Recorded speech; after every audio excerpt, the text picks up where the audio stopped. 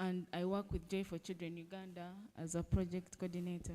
Okay, excellent. Where does Joy for Children work? In Kampala, in other parts of the country?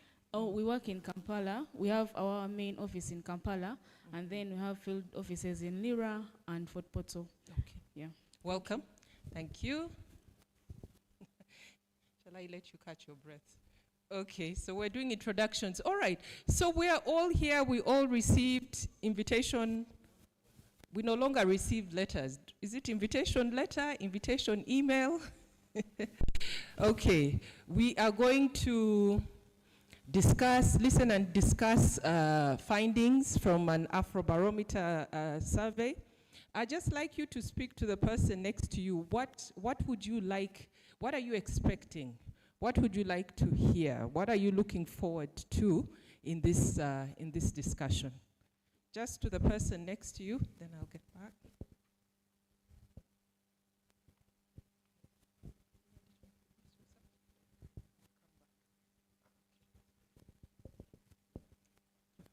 Now, those who don't have neighbors, you know you can actually stand up. You're not glued to your seats. You can find a neighbor.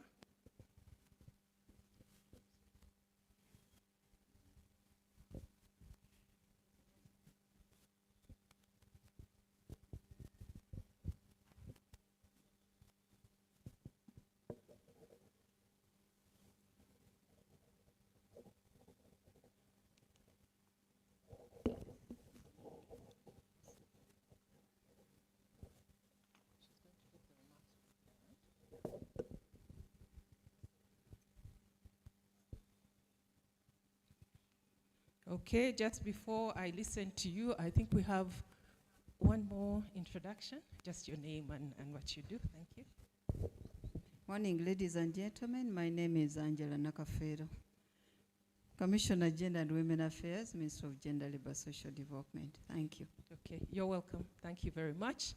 I think we have all introduced ourselves. Okay, let's listen a bit to what are some of these expectations?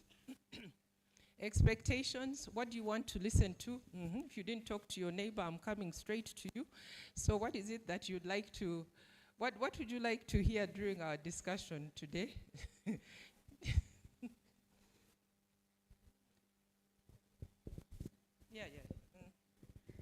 Thank you very much. Yes, given the data that is going to be presented, of course, I have read some of it, a bit from the handout that was given.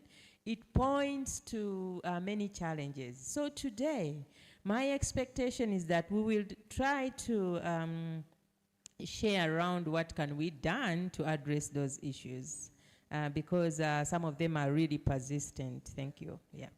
Okay, thank you. So quite a number of persistent issues.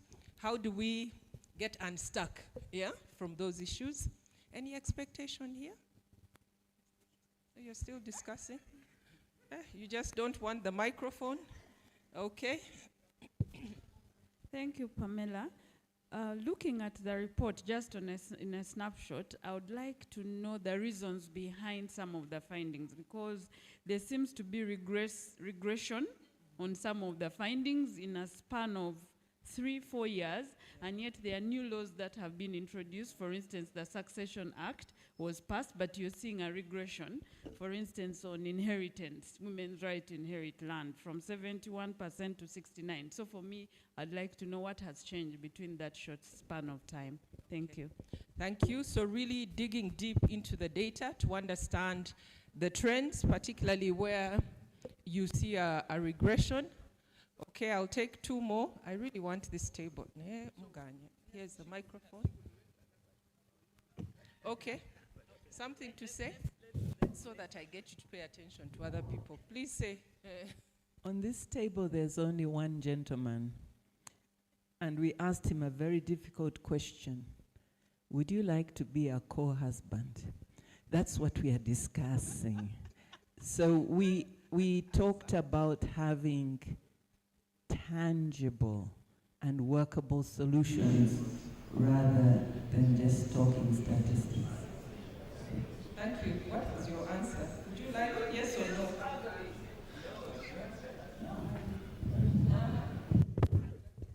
husband, yes or no? They attacked my central nervous system, though. Yeah, it was quite it was a mind-boggling question. But and the answer, the quick answer is no. Even if you ask this to any Tom, Dick, and Harry, they will tell you no, and they stand with a no. What about Juliet, Joy, and Janet? Okay, here, any expectations for you? What you'd like to hear during this meeting? Okay, thank you. Commissioner will add something. So I can see the report highlighted the trends and the status, but my expectation is I would like to know beyond highlighting the status in the gender equality and child rights, what is, after identifying these trends, what can be done about it to see that then we can be able to achieve this gender equality and then the rights of children. Okay, wonderful. Okay, so it seems like we are all a group of pragmatic, forward-thinking individuals, yeah? Because I can hear that quite a bit in the expectations, really trying to understand what is going on, digging deep into the data, and then looking forward. All right, so it is 9:30 something. I know we are starting late, but I will try to get us to the end of this workshop on time or a little bit at 12:30, as long as we work together, which means we are active, we are engaged, and we are making contributions towards the discussion. So I would like a volunteer to start us off with a word of prayer. Any volunteer to start us off with a word of prayer?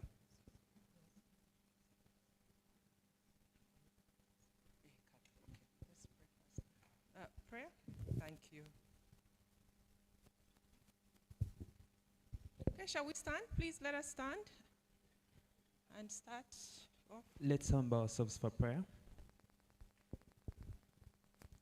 Dear loving Father, we thank you for the gift of life. We thank you for protecting us, Father. And we journey masses that we have been able to reach here. As we go and start this meeting, we pray so as it can be a fruitful one, and so as we can understand and fully participate in it. We pray this through Christ our Lord. Amen. Thank you very much. And as we get started, I'd like to invite Fred from Afrobarometer, Fred Malay, to come and give us some opening remarks. It's a bit of a walk. Can we welcome Fred? Give him some energy. Some energy, a little bit. And it's, okay, here you go, Fred. I hope this. Thank you so much.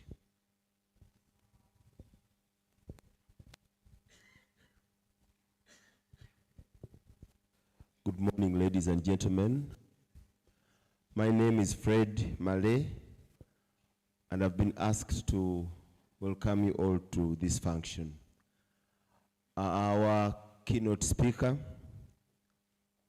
members from the civil society, members from ministries, departments, and agencies, cultural and religious institutions, ladies and gentlemen, allow me to welcome you to this function, or this dissemination, on behalf of Afrobarometer and her child consult.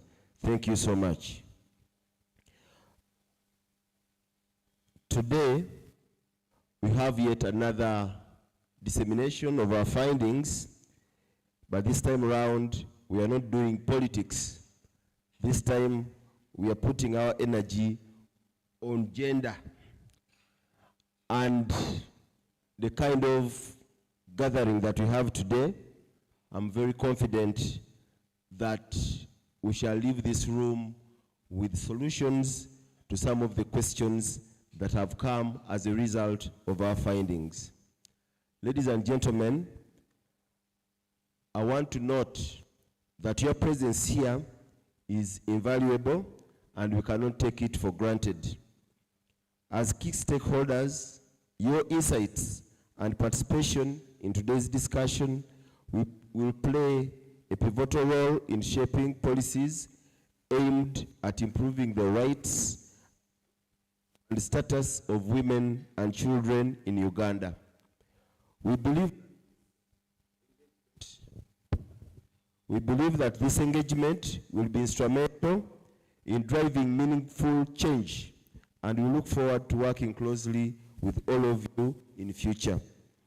I would like to extend sincere thanks to our dedicated teams in Nairobi, Ghana, Michigan University, and Cape Town, and even our local office here in Uganda, and all those that have been tirelessly working in the field. Your hard work and commitment have made today's event possible. Afrobarometer, as many of you know, is a Pan-African, non-partisan survey research network that provides data on African experiences and evaluations of democracy, governance, and service delivery. And we've been doing this since the year 1999. So this is our 10th round of surveys, and we've done this over 40 African countries. We do it through face-to-face interviews, and we conduct these interviews respondents' preferred languages. On the other hand, HR Consult Limited, our goal is to accelerate knowledge building, information sharing, and inform insightful planning and decision making, improving both businesses and institutional performance.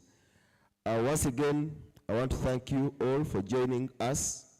I'm confident that today's discussions on social norms and how they impact on the safeguarding of women and children's rights in Uganda will help shape policies for the betterment.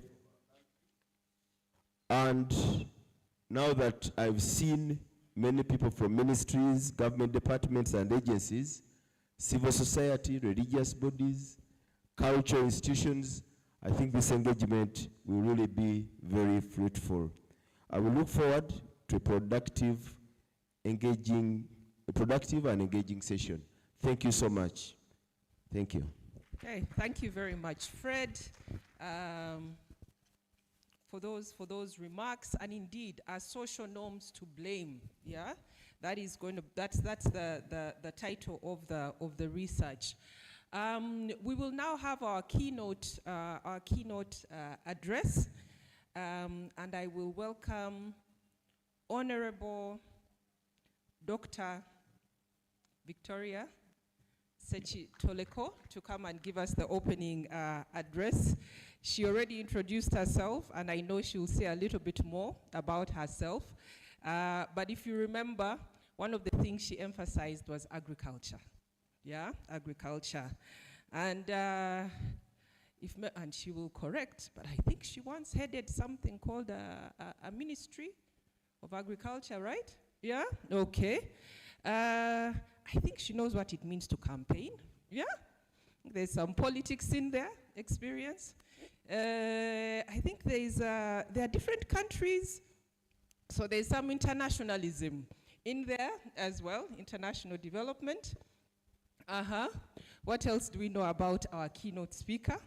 International development, gender, one of the first female political leaders, isn't it, in this country? Yeah. The Beijing women, should we say more? Let us welcome our keynote speaker, and she'll tell us more about herself. Okay. Clap like you're clapping for a keynote speaker. Thank you very much. Good morning, ladies and gentlemen. Yeah, like you have heard, I'm all those things, but that is my past. My current, I've already told you, I'm chair of the Uganda Agribusiness Alliance. But when I got the telephone call, when I got the telephone call from somebody from Afrobarometer. Of course, I told him what I always tell people, that I'm an old woman. By the time this conversation is finished, I shall have forgotten where it started from. So what I suggest you do is you send me a WhatsApp message so that I can see and understand what you are talking about. So he went ahead, sent me a WhatsApp message inviting me to come here and give a keynote address. Honestly, I do not know whether my selection had anything to do with my real past, which is I'm a farmer's daughter. I'm a granddaughter of farmers. My paternal side and my maternal side.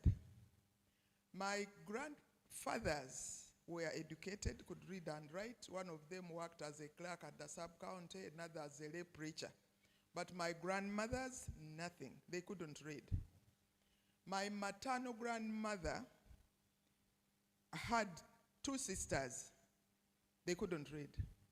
My paternal grandmother had 7 sisters. They couldn't read.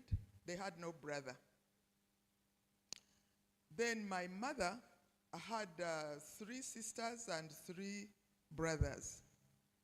I have 8 sisters. Now, of all those women I have counted in my past, none of them none of them has ever inherited any piece of land in Uganda.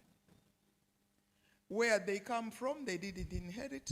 Where they went to marry, they were able to use the land, but certainly not own it, and certainly not inherit it, and so they cannot bequeath anything.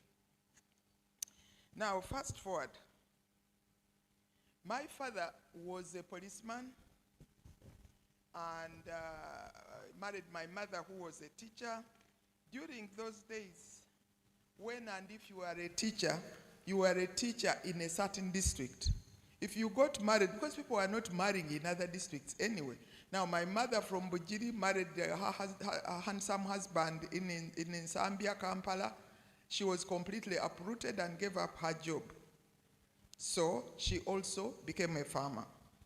Now, when my father was at Zambia Police Training School and worked at Zambia Police, he heard about Gayaza High School for girls. And he made up his mind, if I ever have a daughter, she has to go to Gayaza.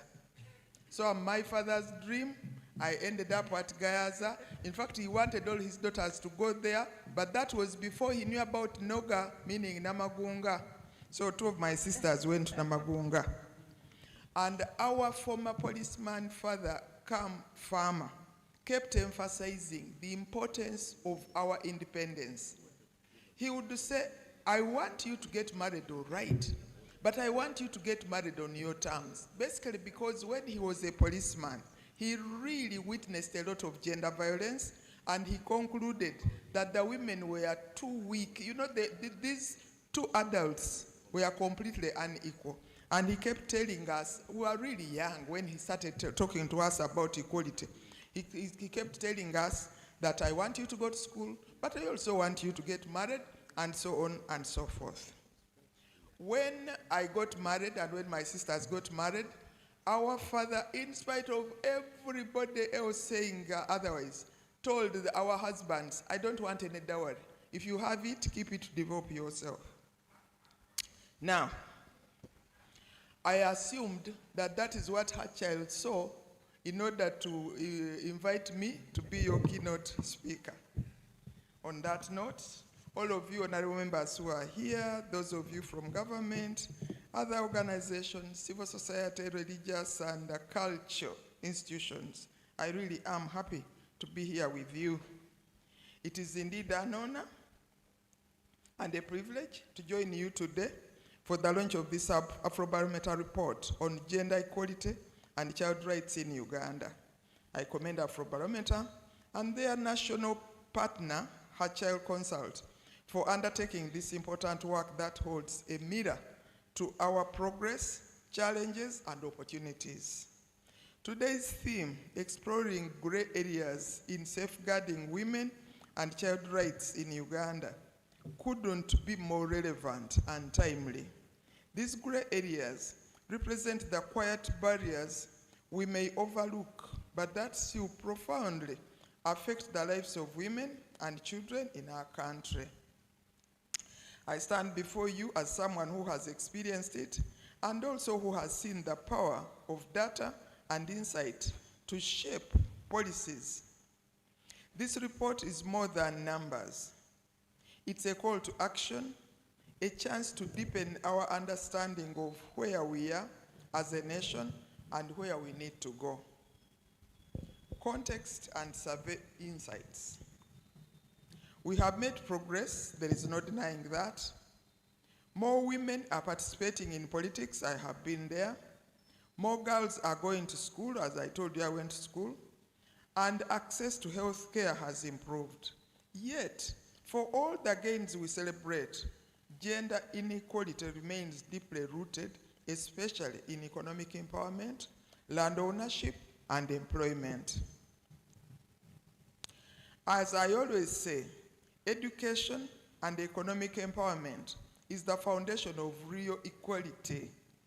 If a woman cannot read, does not have control over land, or access to financial resources, how can she truly be empowered? This inequality holds back not just the woman, but also our children who depend on the stability of empowered mothers. The findings of this report highlight these interconnected challenges. Girls, in particular, are vulnerable when their mothers lack economic security. They face increased risks of child marriages, poverty, because of lack of education.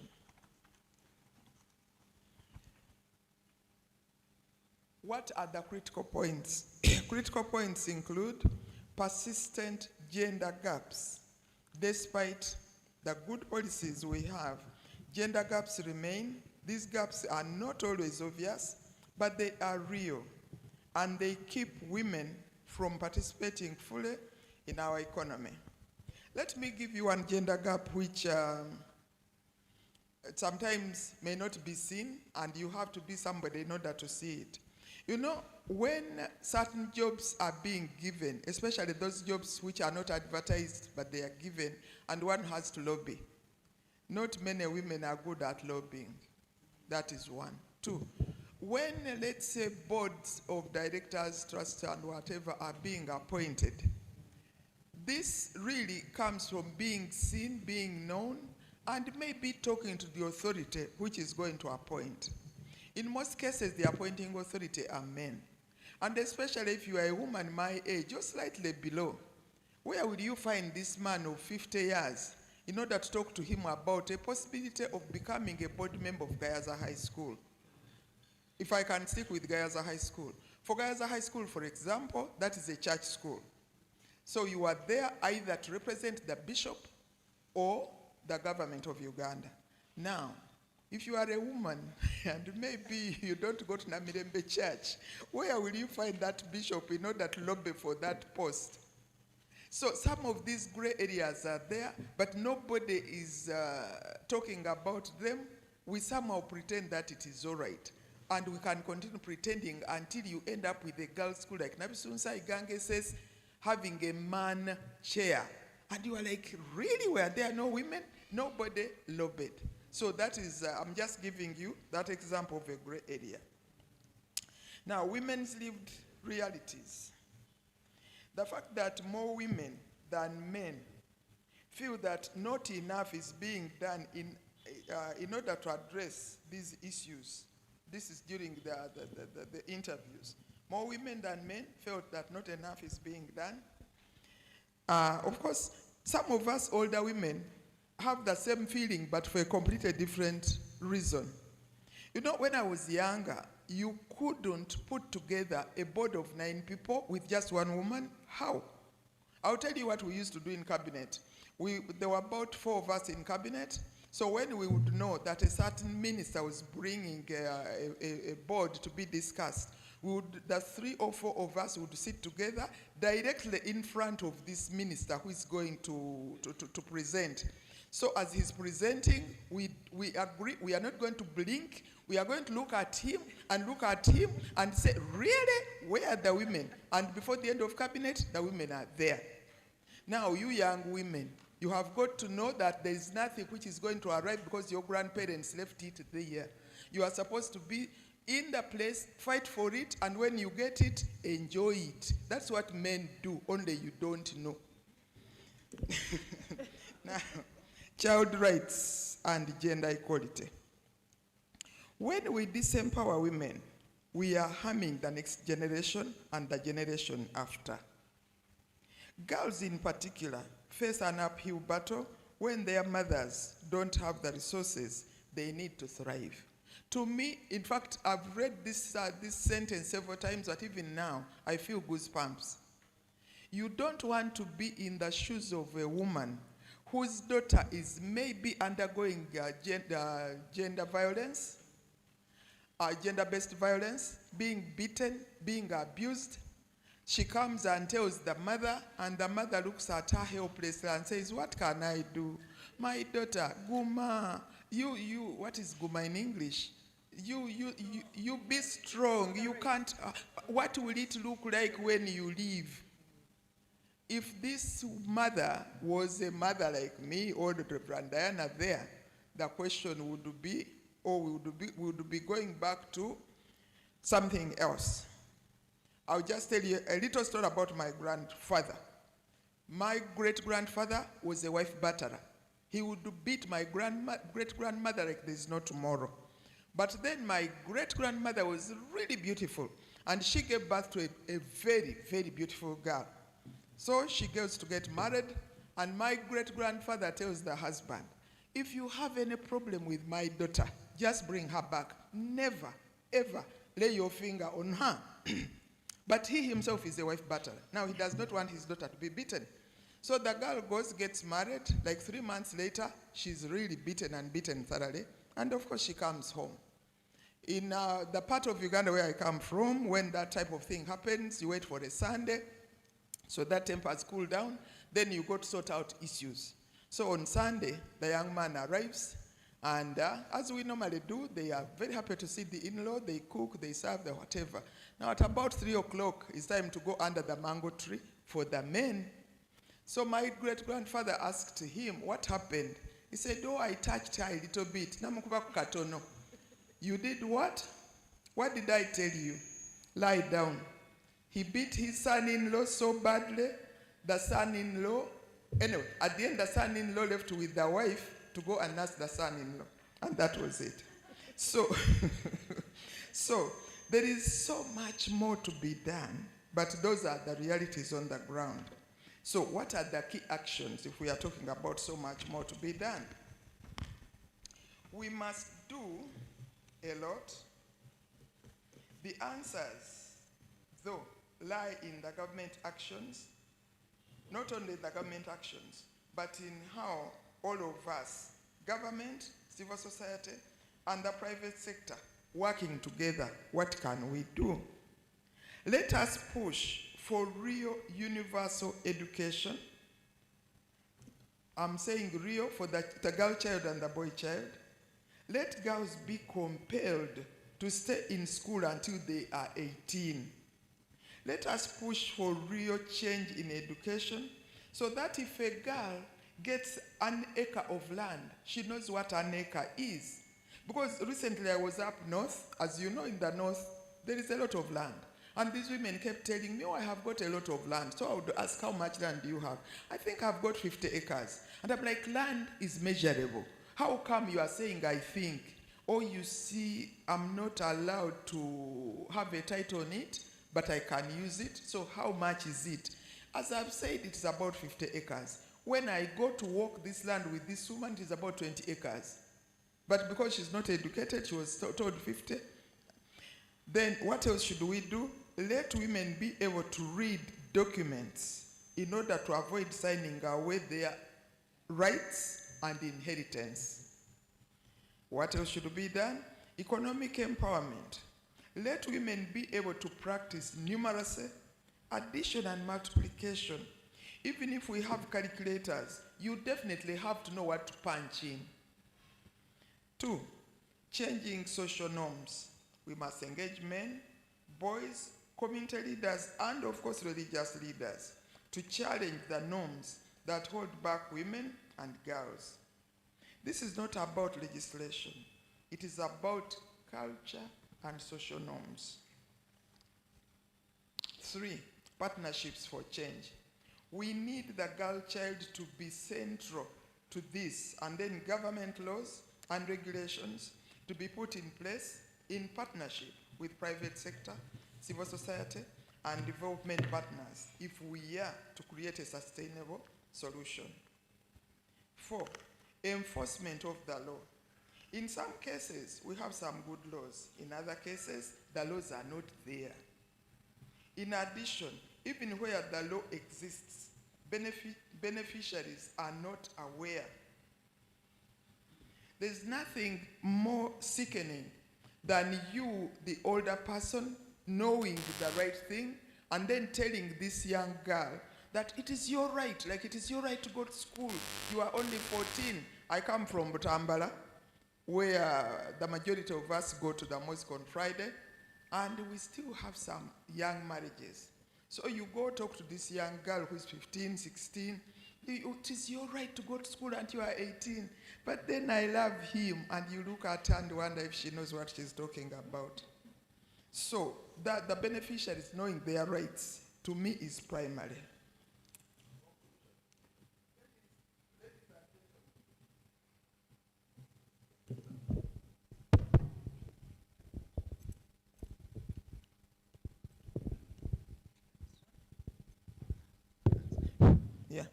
In conclusion, ladies and gentlemen, even if the road to gender equality is long and paved with rocks, stones, and unbridged rivers, we cannot afford to stop. Let us turn these insights into actions. Let us close these gaps. Ensure that the girl child remains in school until at least she's 18. Ensure that the girl child understands her rights. Society be made aware of these rights and promote them for both the girl child and the boy child. Let us also promote inclusive growth. Our economy cannot grow if we leave women behind. Let us ensure every woman has the opportunity to contribute and benefit equally. 3, let us protect the child rights.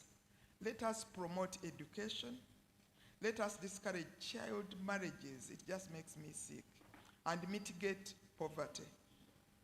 Let us work together. Collaboration across all sectors is key to making sustainable change. With the girl at the center, I'm definitely sure the country, Uganda, will definitely thrive, especially if its citizens grow. I thank you. Thank you, thank you, thank you very much. I think she deserves a much bigger hand clap. Thank you for being your father's dream. That stood out for me. For sharing the reality, the experience that you've had. For reminding us that it's about the fight as well. Yes, we have the legislation, we have the knowledge, but it's also the fight and the need for us to take very practical action. Okay, so in terms of the program, what we will do now is have a presentation of the findings from Afrobarometer. Then we'll take a very short break where people can get a working tea. Yeah, and then you'll come back. We'll have a bit of audience interaction and the panel. And like I mentioned when I started, it is my ambition and mission to get you out on time or just a little bit after, as long as we work together. Okay, so let's welcome Francis from Afrobarometer. Here you go. Thank you very much, my sister Ashanut, for moderating. And a big thank you to Dr. Honorable Victoria Sechitoreko for those very wonderful motherly words. I've learned a lot. And I think many of us have learned as well. And again, thank you very much for everyone for making the time in this very wet Kampala rain this morning. It has not been easy to make it to here on time, and we apologize for starting a little bit late. We hope we can catch up on time because we know your engagements in the day are really important. My name is Francis Chibirige. I'm the national partner team leader for the Afrobarometer surveys in Uganda. I invited you. Thank you for coming. We have a big discussion today. And much as we are the researchers, today we would want to learn from you. Because very soon we will have a panel here, an expert panel, I love to call it that way, to take us through what this research, what these findings really mean to my mother in Kamengo. She's 72 now. And what these findings mean for my daughters, and what these findings mean for your daughters, your mothers, your children, and your spouses. And we are speaking about safeguarding women and children's rights in Uganda. Have we made progress? How much have we achieved as a country? And really, do we support these rights as a country? Do we see them in practice, in our communities, in our homes, in the taxis when we are coming to work, going back home, in the market? Do we see them? And also a bit of an interesting discussion we've included there to look at what is it that drives them. Can we say that having this kind of personalities, having this kind of socioeconomic backgrounds does influence supporting these kinds of values so that we can intentionally send people to school if we think going to school improves support for these values? That's where we are going to be talking. But we have also looked at what we've termed as gray areas. Areas where public opinion in Uganda seems to be divided between right and wrong. And we seem not to be sure where should we go. That's why our invited panelists today, you are very, very specially selected to help us navigate these boundaries of gray areas. I'll give you an insight, a sneak peek of what I'm going to share in the next about 30 minutes. For instance, in the data, you have seen that many of us Ugandans don't support the idea that men should be prioritized in the work environment, that it should be equal. Okay, not first come, first serve, but if you qualify and you want the job, take it. It doesn't matter whether you're a man or a woman. Okay, but we also have this kind of narrative or social norm where we say the man is the primary, has the primary responsibility to provide for the home. He will pay the fees, he will pay the rent, he will buy the house, he will do all those heavy lifting. In some cases, even when the spouse, the wife is working, she's like, my money is my money. Okay? You, the man, you've earned, provide for the home. So if we have that as a narrative, then why don't we continue to prioritize men in the work environment? Because they are, after all, given the biggest responsibilities. So on one hand, we are promoting equality, equality, equality, but we are not talking about these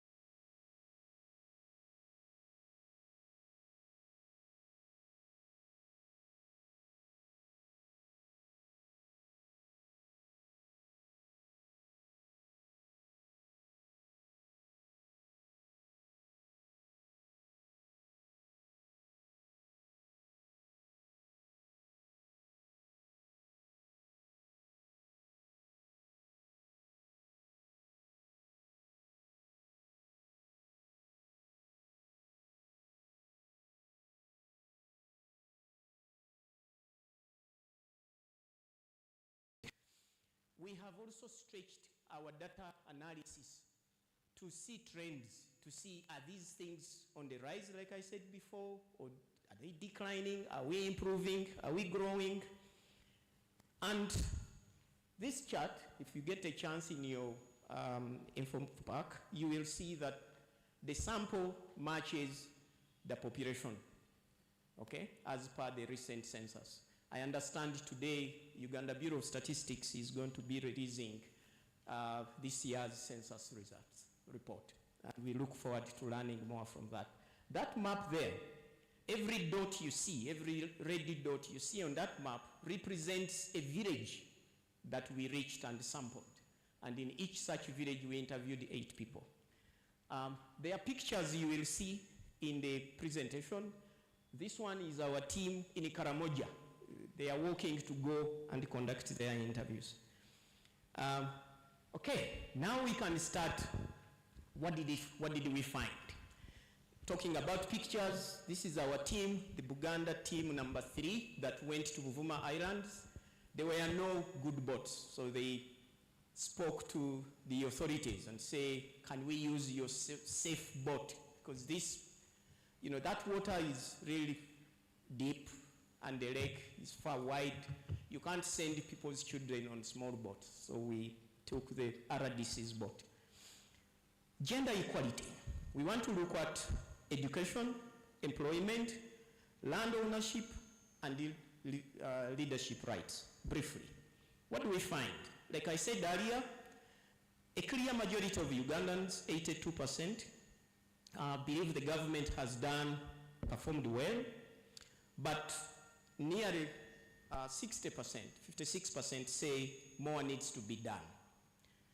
About 7 in 10, 69%, support equal rights for women to inherit and own land. I know that owning land in Uganda is not a big problem if you can afford it. But inheriting land has cultural and that we need to discuss and navigate. More than 3/4, that's 78%, support equal employment opportunities for women and men, but gender disparities in education attainment and full-time employment persist today.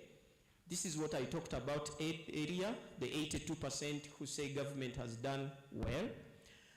You can see here that the proportion who feel or who support equal rights to own and inherit land is dropping a bit from 71% in 2017 to 69%, but it's still nonetheless high.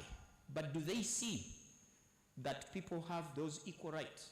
It's one thing to support that I support this equality, but do you see it in the community? And do women have equal opportunities to own and inherit land? Now this is where we begin the question. So what do we see? That although 57% say that they agree or agree strongly that women and men have equal opportunities to own land, to own and inherit land in Uganda, that view is changing across demographics. I can highlight a few. If you look at the sub-regions, okay, I think I can use this pointer, okay? If you look over here in the sub-regions, you will see that that view of supporting that women have equal opportunities to own and inherit land is strongest in the central, in the north, in the west, and Kampala, but it is least, at least by this, in the eastern region. Asset ownership, if we look at the range of assets we looked at, this is the proportion of people we said if they own any of this in the home, okay? In all the metrics, we see that women lag behind men on ownership of any asset, okay? Even a mobile phone that has become almost a household item. Education attainment, same story. We will see that the proportion of women compared to men who have attained post-secondary levels of education vary, and the women lag behind, okay? Women lag behind.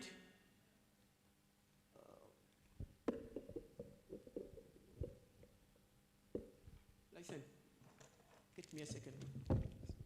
Women lag behind men in education attainment, but when you see at the lower levels of education attainment, the no formal education or primary school education, that's where the women lead. But when you get to secondary, post-secondary education, the women lag behind. So we agree with you, Mama Secretary, that we need to do more to send our daughters to school. And when we look at the proportion who have attained secondary school or more, okay, in Uganda, this is the graph. Now, to us, the interest is that there is no difference. There is no, the difference between men and women is the same over time. The line above, I'm waiting for my pointer. This one seems not to be shining through this light. So the line above is for men, and the line below is for women. And that difference, you can see from the year 2001 to today, 2024, that difference seems to be the same. And as I said earlier, you will see that that difference is about the same in full-time employment status. So full-time employment status trends mirror post-secondary education attainment here in Uganda. Do women and men have equal employment opportunities? 78% agreed or agreed strongly. These are people who say yes, they have equal opportunities. Now, views on prioritizing men when jobs are scarce, as I said earlier, the proportion who strongly disagrees with that statement that men should be prioritized, good enough, is reducing from 58% in the year 2017 to 24%. But look at the proportion who agree. This is the gray area I talked about. It is also substantial, from 39% in the year 2017, and it is grown to 42%. And those are people who say, yes, prioritize men. And the narrative is because they carry the primary responsibility to fend and feed and support and provide for the home. So if we are going to change these, we have also to change these social narratives. And when we look at these views of prioritizing men when jobs are scarce, look at the demographic differences, okay? Obviously, that view is strongest amongst men, okay, at 63%, but there is no difference between urban and rural, and it seems to grow with age, okay? I want to look at the regional differences. You will see that that view is strongest here in Kampala and in the central, and the least outer, in the outer provinces. Because perhaps life here is more commercial. It's about what you have in the pocket. And these values are seen more also in economic terms. So when we look at employment status, when we look at the proportion who say that they are employed full-time, I will speak about this first bus. The first one is for men, the second for women, and the third for Uganda. You will see that there are more men who say they are employed full-time today than women. And if you look at that proportion over time, that's what I said mirrors the education level attainment. And those differences, the gender differences over the years, are not changing. So we need to engage, to discuss, to speak, and to address these gender differences. We asked about the main barriers. What is it that women face when they seek employment? And this was an open, this is a question we put to women to say, what is it you face among the following? Tell us which one do you face the most? Okay. We've compared views from men to views from women, and there isn't a big difference. So lack of child care services was mentioned more by women than men, for instance, but women lack necessary education skills. Both men and women saw that at 21%, meaning the issue of education remains very important, and that as a country we should prioritize that education. Support for equal chance for women to run for elective office. This is an interesting one. Next year, and maybe things have already started heating up, we are getting into an election in the first month of 2026. So this section, we are looking at it with very wide open eyes to see what is it, once again, women prospective leaders are going to face through this election. And through this election cycle. Because this is something we follow again, we study, we document, and we produce data on. What do we see?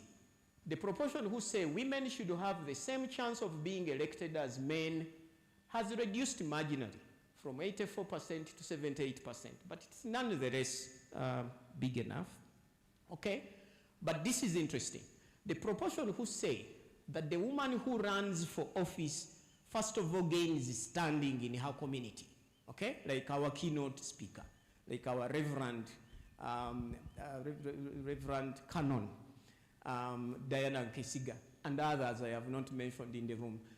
They gain standing. We look at them. Each time I meet such prominent ladies, I tell my daughters, go speak to them. See if they will still tell you something. You never know. It may help you. Because I have never been a woman, I cannot teach my daughters how to be a successful woman. So I tell them, you. Anyway, let me go back to my job today. 90% say a woman who stands for a leadership position gains standing in the community. That is a plus. And in Uganda, we've done well to ensure that at each governance level, local government and central government, there is more than one position reserved for women. Great. But 49% of women say a woman who does so, run for elective office, will be criticized or harassed. Okay? 52% of men said so. And overall, 51%, half of the people we talked to said such women are criticized. What I don't know is if they are criticized more than men, which would be they are criticized because they are women, or if they are criticized because of the position that they are vying for or they have attained. Okay? Again, 46%, this is nearer half of everyone we talked to, say such women will face family problems. They already have enough family problems and family responsibilities. And now getting into these elective politics or leadership positions adds more. This is what the research shows. Should the government do more or less to advance women's rights and equality? Ugandans say no, government should do somewhat or much more, okay? And that's 56%. That's more than half of us Ugandans say our government should do more. And I have learned that whenever we say government should do more, it means I should do more, and you should do more, because we are the government. Whoever we put there is there on our behalf. I'm about to finish. The most important rights issue facing women in Uganda, as I said earlier, gender-based violence. What do we find? As I said earlier, that gender-based violence ranks as the most important women's rights problem that Ugandans say government should address, okay? And 72% say it's never justified for a man to use physical force to discipline his wife, and about 49% say it's common for men to use violence against women and girls in the community. So much as 72% say it's never justified, 50% almost say it is common. So how can something that is never justified still be common? And these are the gray areas I talked about. So for instance, if we continue to promote the narrative that the man is this head of the family, in Uganda we say, where is Mwami Male? Asajarata. Thank you. So when does the Sajarata become a rights abuse for people in the home? And we need to understand this. So there are other gray areas. There's one more I will love to mention. More than 1/3 of citizens report that girls students often or always face discrimination, harassment, or requests for sexual favors from their teachers. 3 in 10, 30% say women commonly experience sexual harassment in public spaces. Okay? Now, more than 1/3 report that girls students often always face discrimination, harassment, and requests for sexual favors by their teachers. Now, I think all of us here have sent someone to school, paid fees, and we have this trust that those teachers there are angels, and that they will teach and groom and mentor our children to become better than themselves. And this is really disheartening. And we want to say, what is it can we do to mentor our teachers, so to speak, so that some of these don't become the norm. They don't become commonplace. 30% say women commonly experience sexual harassment in public spaces. Here I'm not unpacking. In the report we will. So what is this sexual harassment? Many of us don't know. I'm speaking like a man. We don't know what is it that annoys a woman. You meet them and say, hello, oh, you look great today. Do they like it? Don't they like it? We need conversations led by, for instance, our leaders, not only elected leaders, but leaders of institutions such as we are going to have here today, to help us chart these discussions, to rebrand ourselves, because over 70% of Ugandans are below the age of 35, right? And more than a half of us, as of this census of 2024, are below the age of 18.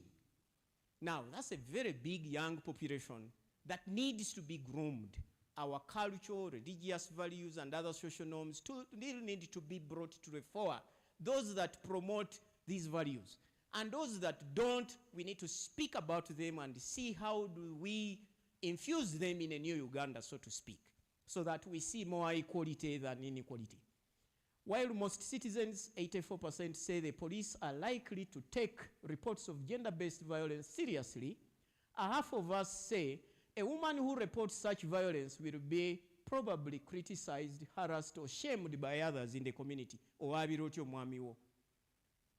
Now, when we have these narratives, that on one hand we say, well, the police will help you, okay? And sometimes when you hear a case that has gone to the police and you are like, the police has begun investigation. I see we are honored to have a senior police officer.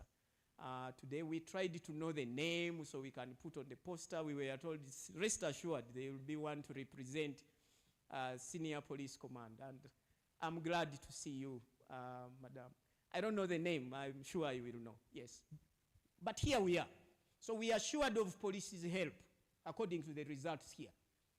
But we in the community, we will turn to this woman who has reported this case to say, how can you do that? Why shouldn't she do so? Okay? And lastly, a majority, 62% of Ugandans say domestic violence is a private matter that should be resolved within the family, rather than a criminal matter that should be resolved with the help of law enforcement. This is where 42% said gender-based violence is the biggest women's rights issue.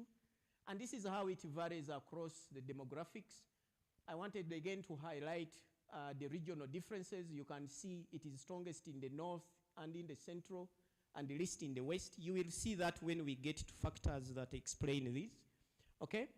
Frequency of discrimination and harassment against girls. So those who say it happens often or always, okay, that girls are prevented from attending school, 16%, that's a big number.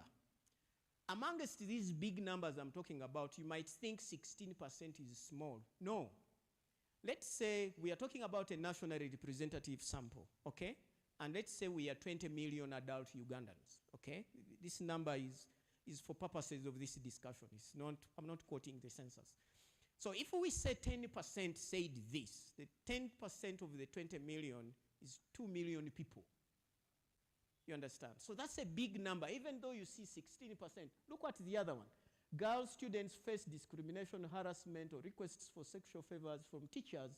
That's 36%. That's a third of Ugandans know that is true. Why? They are there in the community. They see it. Okay? How often are women harassed or prevented from taking paid employment? You get married and a man, the first thing he says, "Rekera okora." Then why did I go to school? I have hands. Okay? Yeah, thank you. I have a brain as well. Why shouldn't I work? And women are sexually harassed in public places. 30%, a third of us. If we work with a figure of 20 million, I hypothetically put up, 1/3 of it is slightly more than 6 million. 6 million. These numbers, when you translate them into what they mean numerically, you realize the challenge we have, the challenge we are facing. Okay? And women or girls who report discrimination or harassment, are they believed? Okay? So 35% say they will very likely be believed, which is a good thing. But we also saw that we will say, we are most likely to say, why did you go to report these sorts of issues? Okay? And we would love to hear from the Uganda Human Rights Commission how this girl child, how this woman, how my mother is being protected, encouraged to come out and speak against such abuses. Okay? Is domestic violence a private or criminal matter? It is obviously strongest. You know, most men say it is a private matter, and for obvious reasons. Okay? And again, it is strongest in the north, if you look at the demographics. Okay? I want to get to the last section, so I'm itching to hear the discussion. Should the police and the courts do more to protect women and girls from discrimination? Obviously. Okay? And Ugandans agree. So 78% say, yes, they should do more. Okay? But again, it is important to know what more can the police do? What is it they have not done that they can then do? We have heard of community policing, for instance. Can this be enhanced? Which way can I help the police, for instance? Me, a Ugandan, an individual living in the community, okay? So when we say police do more, we forget that they probably have done all they could, okay? And the very last section, child welfare, vulnerability, I will go through this in 2 slides. Use of physical discipline, I talked about this and how it's a gray area. More than 4 in 10, 40% say child abuse and neglect are frequent in their community. Okay? Now, 40% is close to 50%, close to a half. If we were 20 million adult Ugandans, that's 10 million who are telling us that view. And that's not good. So almost 2/3, okay, say school-age children are often not in school. How do they know? They see them in the community. They are not going to school. And this is mostly in the urban areas where there are more schools nearby in shorter walking distances. But the school fees are highest. And the cost of living has gone up. When you add all these together, omwana sigaleka. Now, finding help, less than 1/2 say there is help for children who are abused or neglected, 47%. But that means the other half, 50%, say there is no help. Okay? 45% say children who are neglected, abused, are disabled, 45%, or experience mental, emotional problems, 36%. But these are more in urban areas. So the people who say there is help are more in urban areas than in the rural areas. And we know that Uganda's rural areas make up 70% of the population. So only 30% say there is help somewhere. Okay? So in the majority, there is no help. More than a half, 54% of Ugandans say the government is doing a poor job of protecting and promoting the well-being of vulnerable children. We have made up a slide that summarizes all of those statistics I have talked about, and this is in your info pack. We can speak more about this. And then we want to quickly look at what is it that is driving these views. So on one hand, I'm finishing in 2 slides.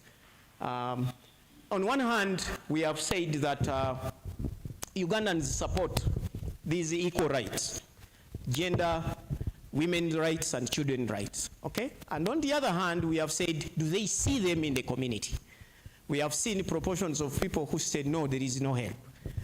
They support, on one hand, equality for women and men in the workplace, but do they see it in practice? Now, what we see, we have created these two constructs we've called demand and supply. So demand is a fancy way of saying support. So the people who support these rights, the rights of women and children, they say, yes, we should do something to promote these rights. We say they demand them, okay? And the people, and when we say supply, it's a fancy way of saying, do they see it? Are they satisfied with what they are seeing in the community? So you support equality at the workplace, do you see it? So those are the two things we are talking about. We are just masking it. And now briefly, the people who support these rights, okay, equal rights, support rights for women and children, the people who support gender equality and child rights tend to be the same people who support democracy. They see it the same way, which is a good thing. We know that Ugandans support democracy. So the people who support these rights support them in the same manner they support democracy. That's good. Two, they also tend to be the people who see that they have positive views about how economic issues in the country are being handled, like creating jobs, like in making sure that the gap between the rich and the poor is increasing, rather decreasing, okay? Because that would be the good thing. Then three, these are people who experience no poverty or low poverty. So the people who are, let's say, I'm not going to say well off, the people who we regard as not experiencing lived poverty, okay? And usually those people who have also gone to school, they have studied, you understand, in Uganda's context. So those are people who have also have higher education attainment, and they are female, obviously, and they reside in urban areas and parts of the north. What that sentence tells us, it points out areas where we should put effort. That if we really want, for instance, to drive these views of protecting women and children's rights in Uganda, for instance, we need to support democracy more. We need to make sure that there is more opportunities, economic opportunities for all, you know, because democracy does not put food on the table until when it results into better living conditions. We need to invest more in education, especially encouraging people to go and learn. Whatever little they learn, let them learn. One day it will help them, okay? Then the people who see these rights tend to be, who perceive gender equality and children's rights are more common among citizens who consume information, particularly news media. In the news, they are connected. Nowadays, we have social media. So the people who are ever on the news and on the information channels tend to say they see, they get, because they get this information, because mostly those who speak about these vices or instances where rights of women and children are abused do so in the media. So those who are in the media and then they see the public outcry, get the conviction that, something is being done to protect these rights, okay? That's when it comes full circle. They are also people who see the country as headed in the right direction, okay? So I'm talking about things we should promote. And they also hold positive views of how the economy is being handled. They tend to be male and young, and mostly in the eastern part of the country, because these instances tend to be more there. I think if we will hear from the police. I know every year you produce a police crime report and you categorize. So our understanding as researchers is that when something happens often in your community and you don't like it, then when you see instances when it is being addressed, however little it is, you feel happy. You are like, they are doing something about it, okay? And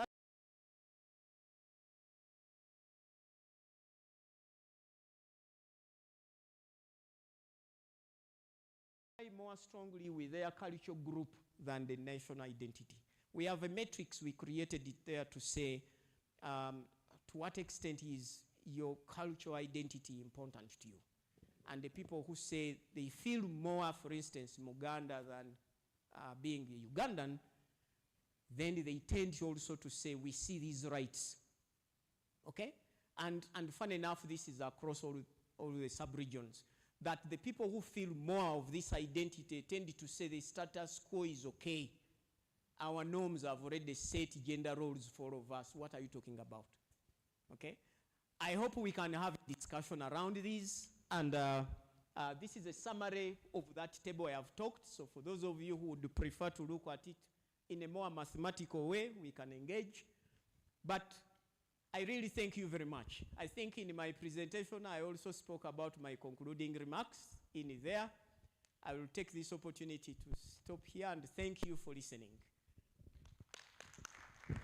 Thank you very much, Francis. Did you clap? Did this table clap? Did you clap? And what about that one? Behind, did you clap? Okay, very good. Thank you very much, Francis. We have about an hour, 10 minutes, according to our program. What I'd like you to just take a minute or two, you know, when there's a lot of information, sometimes it's good to sit with it and to maybe reflect. In just about a minute, I'd just like you to reflect around the table. What stood out for you? There was so much there. Was it a particular statistic? Was it a comment? What stood out for you? If there are any questions that you have, I'm just going to give you a minute or two, then we shall get a working tea and then come back and continue the discussion. So just round your table. What is it that really stood out? What stood out for you?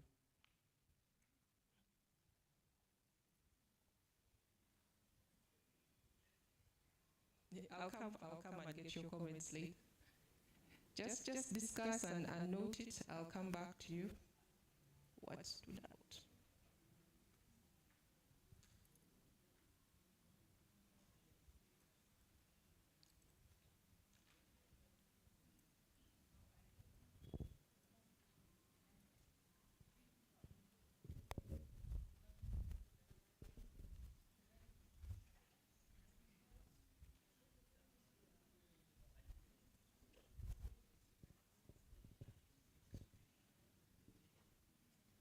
Okay, I'm just going to take a couple of points and we'll continue the discussion. What stood out for you? Thank you so much. I'm Samuel Mwesgwa. I work with Baba TV. In the speech, I was looking at the concept of prioritizing men at the workplace because they have a lot of responsibilities. And in other instances, also women say, we do also have, why do we prioritize men? So it's kind of a debate and something to think about. Okay. Thank you. Thank you. Okay. Yes, so the contradictions, the gray areas, huh? Yes. Yeah, I'm Maurice, and I work with Save the Children. And for me, what stood out for me is that we studied or looked at the well-being of children, and unfortunately, they are not among the sample that was interacted with. And I think it's really important for us to look at the actual participation of children, because these are things affecting them and we are not interacting with them.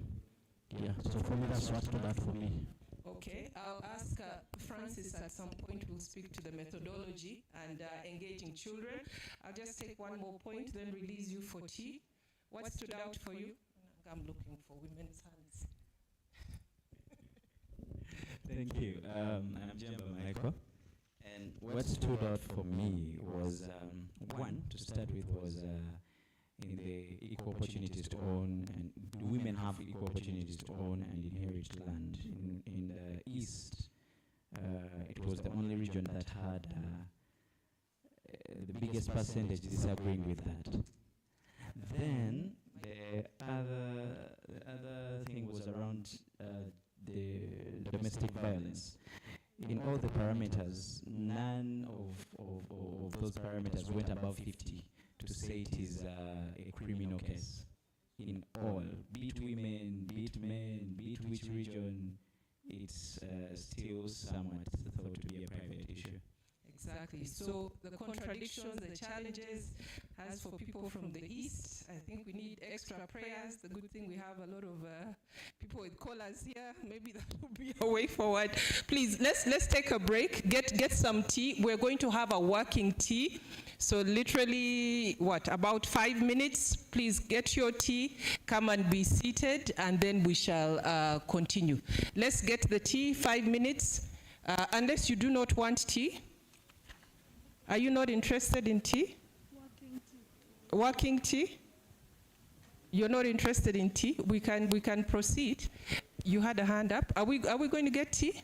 Yes, please. Let's try. Just get some tea. We continue discussion. You wanted to say something? Okay. I'll come back to you. Please just pick your tea. About 5 minutes. Those who haven't met, please get introduced. I understand there's someone from the hotel who wants to tell us about security.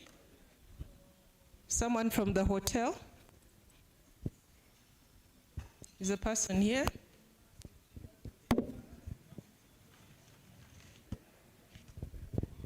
Okay, person is not here.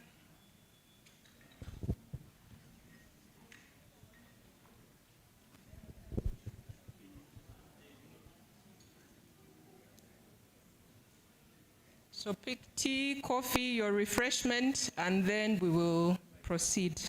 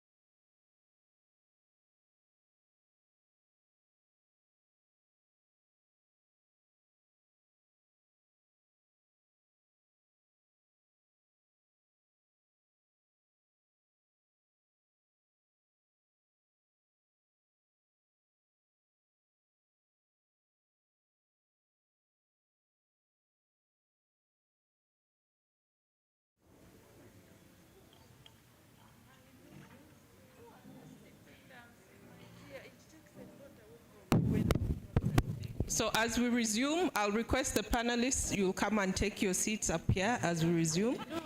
Okay. So some of you came after we had introduced ourselves. I'll just mention some of the people who are here. I'm not the one who has picked, I've been given. So we have Reverend Canon Diana Mirembe Nkesiga, who is here. We'll be hearing from her later. We have Mr. Nakabale Isaac Baliruko from the Buganda Kingdom. So he will be here and part of the panel.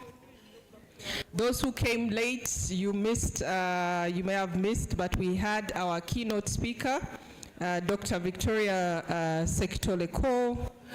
We have Commissioner Ruth Sekindi from the Human Rights Commission who will be here. Then we have, how do you pronounce this? Musignia? John Bikatua from Uganda Episcopal Conference. We're looking forward to your contribution to this discussion. We have a commissioner from Ministry of Gender, Ms. Angela Nakafero, who is here. Dr. Kabagabe from iPod, he introduced himself earlier. We have someone from Uganda Police Post, SSP Adeke Esther Tumusime. There's a long list, okay. Professor Rosemary, I remember you introduced yourself, you are seated there. Uopa, Miss Atuhaire Rosemary, welcome. Yes, we had someone from FIDA, Ukobak. I think we have someone from Mudipu as well, so welcome. I'd like us to proceed. The panelists, please, I'll invite you to come take your seats as the rest of us gather around the tables. Please, your tea, please come with your tea around the tables here. The room is already very big, so please come take your seat so we can proceed. I want to invite you to finish quickly. You're going to sit up here because you're one of the panelists, isn't it? You were not informed. Let me cross check with the organizers. Oh, thank you very much. Isaac Bali. I know they gave me.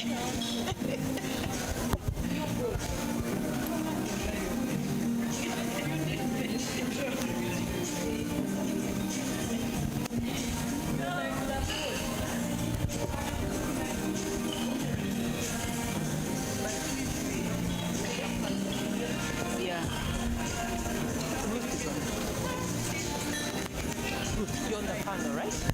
Okay. Okay, so it's about a minute. Start moving up to sit there. Okay, panelists. Who am I missing? Welcome, that I read out your names again. Please come, let's proceed.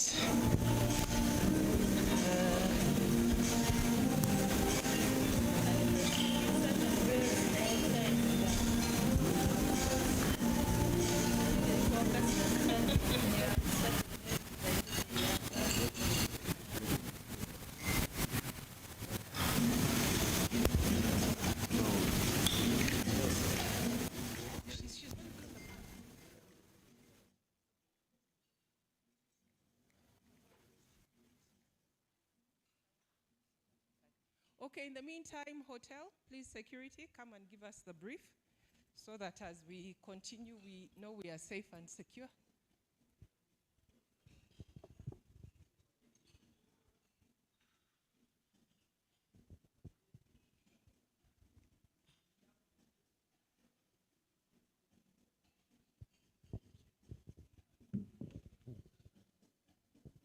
So immediately after the security brief, I'll request the panelists to come up, and I know you had a point from Nudipu. I'll come to you, please. Thank you, Madam, for the opportunity. Good morning. You're most welcome to Hotel Africana. My name is Tony. I'm a security supervisor. It's our policy here that we give you a security brief, serve guidance or tips when you are inside a conference hall. We are in Nile Hall. Most of our halls are named after lakes and rivers in Africa and Uganda. So here we are in Nile Hall. The first thing is our registration. It helps us get the right people we have invited here for this conference or this workshop. Then secondly, where you're seated, we request you to know somebody seated next to you, your immediate neighbor. Then another thing is the care for our gadgets, especially phones, laptops. We still request you to take care of them when you are inside a conference hall.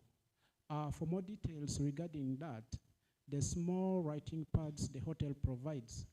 On the first page, if you open, you'll find the details how you take care of your items when you are inside a conference hall. This hall has got 5 doors. My left we have 2, on the right we have 2.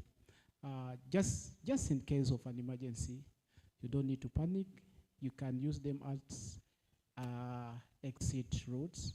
Addition to that, Hotel Africana has got 3 fire assembly points, so you don't need to panic, just in case of an emergency.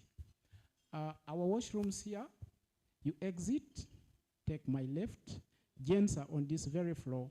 Ladies, you take the stairs up. You'll find your washrooms there.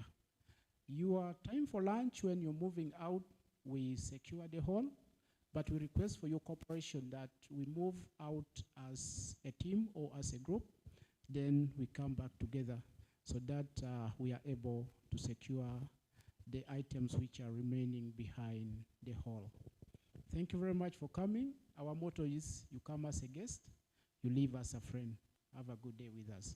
Okay, thank you, our new friend, for giving us that brief. Okay, so I will invite our panelists, please. Let me see. So we have Commissioner Ruth, Uganda Human Rights Commission, SSP Adeke, thank you, Mr. Isaac Nakabale, who's then, yes, excellent. So in the meantime, there was a hand up here. So what we will do, we will have the panel discussion, but I'll also give a bit of opportunity for questions from yourselves. You had a point earlier? Yes. Thank you so much. My concern was about the main barriers to women's employment, and the main issue which came as a leading one was lack of childcare.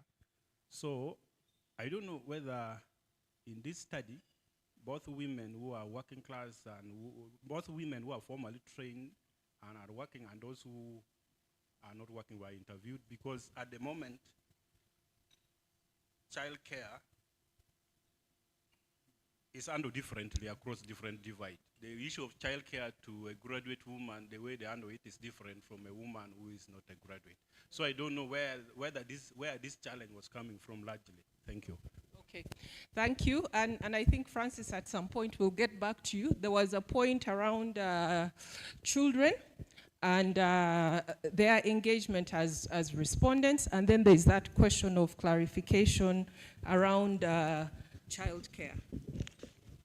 Okay, so my panelists, now I'm carrying all the microphones. I think one should stay here. All right, so we are going to have a conversation. Please check that your microphone is working. You can check the microphone next to you. Maybe I'll just let you say a quick hello. Do you have one? I think you'll need to, why don't you come and say, Reverend, this one. Do you have one there? Let's see. Is that yours? So you're going to share? Yeah. I have this one. Sorry, giving you some extra steps for the day. Okay, so we'll just start with my left. I'll just ask you to say a quick introduction again, who you are and where you're from, because there are some people who came later. We'll start with you, Angela. Thank you very much. My name is Angela Nakafedo. I serve as the Commissioner, Gender and Women Affairs, Minister of Gender, Labour, Social Development. Thank you. Okay, fantastic. Hello. Yeah. My name is Isaac Nakabale Balinono. In the gender ministry in Uganda Kingdom, I work as the head of Bulungi clubs in schools. Okay, Grace. Thank you. My name is Ruth Sekindi. I work with the Uganda Human Rights Commission. I'm a lawyer by profession and a lecturer of law. Thank you. Wonderful. Thank you. I am Senior Superintendent of Police at DK Esther Tumusime.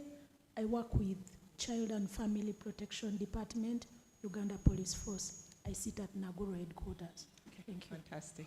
Welcome. Diana. I am Reverend Canon Diana Nkesiga. I'm a biblical feminist, and I'm a mother of 2 sons, and I am a clergy person in the Diocese of Kampala and director of Pumla Retreat Center. Welcome. So I hope you will not mind if I use your first names, just trying to make this a conversation. All protocol is observed. You can call me Rev D. Rev D. Yeah, Oh, I like that. that's Yes, Rev D. Thank you. Yes, so I mean, just reflecting on the presentation from Francis, and also the comments that we got, the contradictions, the persistent inequality. Maybe I'll just start with Ruth. A lot of this, it is all about human rights, various aspects of human rights that are interlinked. And we'd just like to get your sort of overall reflection on what you heard from Francis, but also thinking about the sort of cases and complaints that you receive as the Commission. You do annual human rights reports. Do the findings reflect sort of what you have been seeing as a Commission? Thank you, Ashnat. And I want to thank Afrobarometer for this research. Indeed, the research feeds very neatly into our findings and the status quo on what we have in Uganda. But allow me to start from the lens of human rights and how I was looking and looking at the report. The Universal Declaration of Human Rights says that all human beings are equal in right and dignity. Women and men are equal in human rights. In the law, human rights, women are equal. If you look at the Constitution under Article 33, it also talks about equality of women. And it creates, the Constitution talks about, I think there's feedback. Please proceed. Those who are not speaking, please, you can take the mic off. Just press the... Thank you. Okay, please, Ruth. So the Constitution says that women shall be accorded equal dignity and rights as men, and that is Article 33. When I look at issues of succession that mainly affect women, the Succession Act is very clear. When we are children, the law does not distinguish between men and women. The law is very clear that if we are inheriting properties of our fathers, we get an equal share. The heir only gets a 1%. So basically, we are equal. And it goes on to provide for the widow. For example, if you die intestate. Intestate means without a will. It means that the widow gets 20%. The other dependents, if they are dependents who are still minor, they may get a 4%, and then the 75% is for the children to divide equally without distinguishing between male and women. And yet, when I was talking, if we go to the Lumbes and we go to our family gatherings, when they are dividing property, it is the men. You see the heirs celebrating that they are taking the house, they are taking the land. That property does not belong to you. It belongs to the boys and girls in that family with the widow as provided by the law. But let me go back to my perspective, and I'm glad this is an area that is very dear to my heart. And as he was presenting, I made just raise my ideas as they were coming in. Like a minute, huh? Yes, a minute. Because, I mean, we'll get back to you. So Okay. maybe you could just raise one yes. point, then we'll get back I to you. noted that society has evolved. However, the cultural narratives and stereotypes of what women ought to be have not changed. Men and society still have the traditional beliefs of what a woman should be. In fact, as women are working more, because we talked about employment and labor, as women are working more, the men want to benefit, to get the financial benefits and the social benefits that come with the empowered women and girls, but then they are also expecting, through the patriarchal beliefs, they also have the stereotypes and expecting a traditional woman who will cook, clean, and provide. And these stereotypes are also very deep-rooted to an extent that if you think about, if you need water right now, the first person you look for is a woman to bring you a glass of water. Because we are accustomed that women should be the ones to provide such. If you think about a manager, you think about a man. When I was starting to work as a young lawyer, they brought an intern to my office. And I was surprised every time they say, "Gende wa lawyer." The complainants would come and greet Sivyotia lawyer to the intern. And for me, they say, Sivyotia secretary. Me as a woman, I'm supposed to be the secretary. And he, because he's a man, is supposed to be a lawyer. So when they come in and they are having issues of land, things that they think are masculine, they expect a man.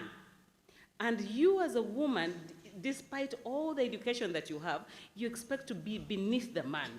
And so for us as women who have gotten to some places that we are, we have to work double or 3 times to achieve what a man would just get because he's a man. And so when we are talking about challenging the patriarchal norms, it is too deep-rooted because men are quick to protect their daughters, but then every other woman is just a woman. Exactly. And you know, when you say that, Ruth, I recall the keynote speaker, you know, when she talked about her grandfather. So the grandfather can, you know, beat his wife, but his grandchild, not at all. Now, very often when we're talking about these norms or beliefs, we tend to draw on religion or we draw on culture. And Rev D, you use the word feminist theologian. I'd like you to say a little bit about that. And what are your thoughts around what is it that keeps these stereotypes or norms persistent, the ones that really the stereotypes that continue to push or to foster discrimination and inequality? Thank you. I'll begin by talking about the Bible itself, because actually we have within the Bible text reinforces what we have in our culture. But by being a woman, a biblical feminist, I'm looking at those scriptures through the eyes of a woman. And whereas a man may say, I am the head, I was created first, and yet there were animals and others created before him, but we simply think women were the last and latest model. They take the texts of be silent in the church. They take the text of, there are many texts, but I want to say that they were written within and within an existing culture. And when Christianity came, that culture started being transformed. And when I look at my main hero, Jesus, I see him restoring women back into their position of equality. He moves people from being nameless to being daughter in relation. And for the Bible, it talks mainly about relationships. It takes a woman like Deborah and places her in a time where women didn't have such roles, put her in leadership in order to bring, to win a war even, but also to deal with all those who are silent. There are many heroines, I call them sheroes, in the Bible that from the pulpit are never spoken about. The interpretation, for example, like Priscilla. Priscilla and Aquila were affluent Christians in the Bible. And for the first time, they broke the norm and they put a lady's name first. And in our culture, or in the biblical culture, to be Priscilla, then Aquila. Aquila is the husband. Means that Priscilla was more prominent than Aquila. And so we've edited the Bible according to our culture. I never hear anyone preach about Phoebe, of Susanna, the women who used their resources to finance Jesus' ministry. And so, with my eyes, when I tell the story of Jesus being lost in the crowd, it's going to be different from when a man preaches about Jesus being lost for 3 days. No, that's really important for us to appreciate the selective, in a sense, use of texts, biblical texts. And I think perhaps part of the reflection as we think about how do we take these conversations forward is also around theology and how we teach it, how we interpret it as well. Culture. Another really, really significant factor when it comes to social norms. Isaac, you work with the Uganda Kingdom. What are some of your reflections around these social norms, but also what you're doing? Because I know you say you work with some clubs, school clubs. What is it that you're doing to try and advance equality? Thank you very much, moderator. As I said, I'm Isaac Nakabale Baliruno. I'm working with the Minister of Gender, Uganda Kingdom, and I'm head of Bulungi Bwansi clubs in schools, where we work on character development. Because of this, I'm here representing the Minister Hajati Mariam Nkaluo, who was invited in this conference, who is unable to be with you because of some commitments. So, we traditional societies, we are unique because we have traditional values which guide us in whatever we do. You remember recently people wanted to see their king, but it's not you who want to see the king, who ask him to come. Yeah, Sima. So that is a traditional value. You can't overpass it. Again here, I was just sent here to bring our concerns, our initiatives to address this human right problem, and the gray areas. So it was compiled by the minister. So I'll speak very little on this. But what I can say is what I saw lacking in this report. The street children were not addressed. The children in wars were not addressed. Children in refugee camps were not addressed. So I'm requesting the researchers next time to look in those areas, because children on streets like Kalamajongs, those children are suffering terribly. Their rights are being violated. They don't go to school. They don't have shelters. And we are not concerned, even the government is not concerned about it. However, Uganda Kingdom is starting a program for Karamajong children. And what we think is first to involve parents, because now we are handling children on the street with children and policemen and KCC. Where are the parents? We arrest them, we put them in Kampiringisa. There is no mother, there is no father. Why can't we start to work with the parents and see how we can solve that problem. So Uganda is starting what we codenamed as parent support groups in communities, because in all our communities we have representatives in our administrative structure, from Mutongole to Sazakiv. So we are going to see how we can do it when we involve parents. Thank you very much. Okay, thank you. It's good to see collaboration between different ethnic groups in the country. But I think what you're speaking to is how do we work with structures? Some of the traditional structures that exist, but also any other additional structures that are there to try and address this. And I think you're also highlighting that it's not just a government initiative per se, but it's something going back to the communal way, where children belongs to all of us as an approach. So thanks for sharing that. Angela, talking about children, looking at the findings from the survey, lots of people saying it's important to protect children's rights and so on. But when you looked at the graph for education, really, really consistent, persistent. You don't see increase, you don't see decline. There was the comment around corporal punishment as well as something that, quite a number of people still see as normal, as the norm.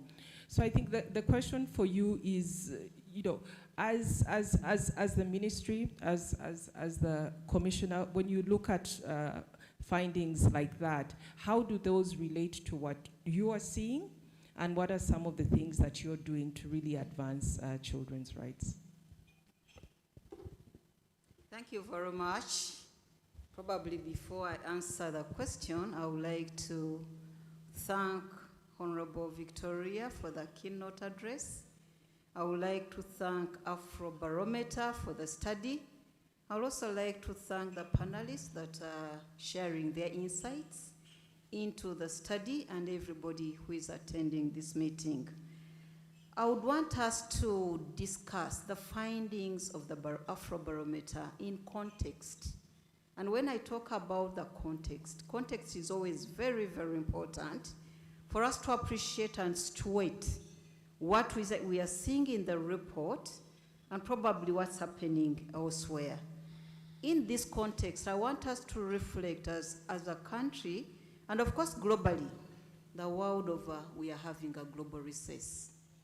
After COVID, I would want to inform the members that when government of Uganda did a midterm review of the implementation of National Development Plan of our said development targets, that put aside, ladies and gentlemen, we also know as part of the context, the conflicts in the world, the conflicts in the region, and Uganda being at the center of all these conflicts, South Sudan, DRC, Somalia, and others, have had an impact on our national development.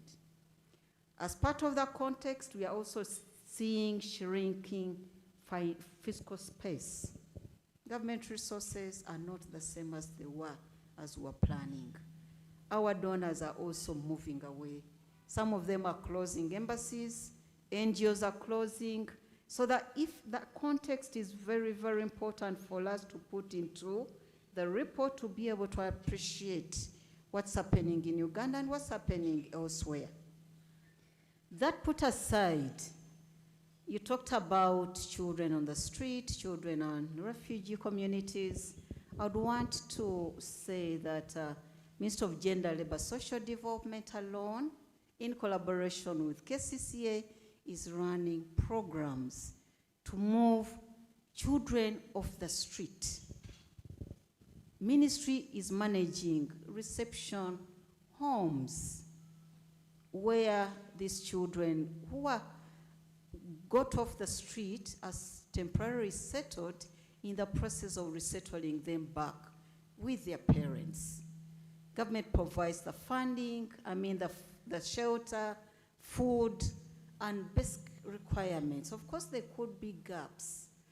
And I need to tell the country that continuously people bring children from different parts of the region, parts of the country, to Kampala to make a living.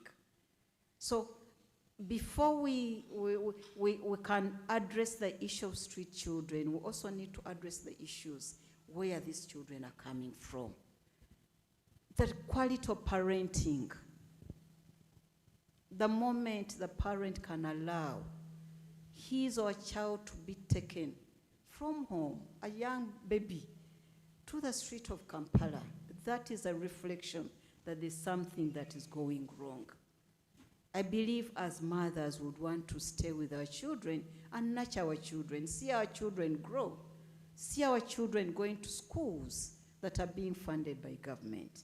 But there's something going on wrong in the quality of parenting in this country, that parents are running away from their roles and responsibilities. That's why we find ourselves with a constant inflow of children from different parts of the country to Kampala, and government is struggling to ensure that these children are taken care of. Children among the refugees, these are children that are really enjoying their rights. Right to education, right to health facilities, right to protection, to an extent that in most cases, refugee hosting communities are envious of what's happening in the refugees. So, and of course, this is not a responsibility of only government of Uganda, it is a shared responsibility. The entire world, because Uganda is hosting 1.6 million refugees. That's not an easy responsibility that government of Uganda is taking up. It is a shared responsibility. I also want to talk about the issue of the social norms. Definitely, as is coming out of the report, is very, very vital, because when I usually reflect on our laws and policies, we have a progressive laws and policies in place. But where we are being challenged is that slow change in terms of transforming our social norms. To an extent that at times there is a resistance between what is provided in the laws and policies and what is happening in terms of practice within our homes and communities. Yeah. So it's still a shared responsibility that we work together to transform our social norms, values, practices, to be able to comply with the positive, progressive laws and policies of this country. Okay, thanks. And I'll come back to you around maybe any particular interventions that the ministry has around the social norms. But one of the findings that really stood out, I think Francis mentioned gender-based violence as critical. Everyone sees it as critical. And yet you also had a high number, was it about 60%, who said, you know, it's a private matter. So I thought, so a question really for Adeke. Yes, is not what has not been reported. I just need to emphasize this, that whatever is reflected in the police annual crime report is strictly what has been reported, but there is a lot that has not been reported. Our annual crime report 2023 indicates that there was an increase in domestic violence. Domestic GBV, gender-based violence, is a form of violence. There are quite a number of them, but as long as it is tallied towards gender. Now, domestic violence alone, we had over 10,000 cases reported, but there are very many that are not reported, that fall in the other category. Out of them, we realized that the victims were, female were over 10,000, the males were 3,000 victims of violence. Now, in regions, I'm not surprised, I thank the researcher, in regions, the lead regions when it came to domestic violence, we had North Choga, had East Choga. When I talk of North Choga, I mean Lira, Dokolo, Oya, Maapach. Then when I talk of East Choga, I mean the Teso sub-region. And then we also had Rizi, that is the Ankole area. Then we also had Albertine, Mount Moroto. Those were the lead regions. Mount Moroto is Karamoja, then Albertine is the Hoima, the Bunyoro sub-region.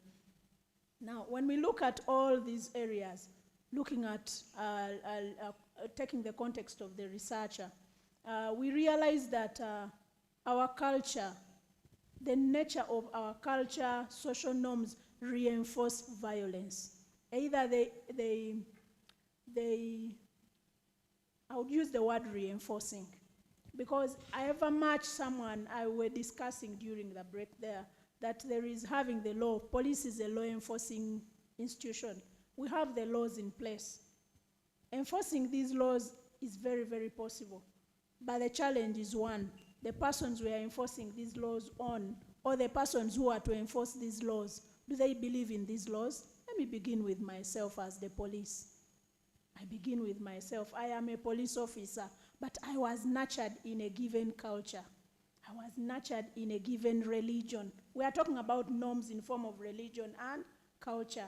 Now, even when I am in this uniform, I may wear this uniform, but from a given cultural perspective, from a given religious perspective. If I have not undone that lens of that culture in me, it will not change the law. I mean, the law won't come to fulfillment. So even when I am this educated person from, let me give an example, I come from Katakwi.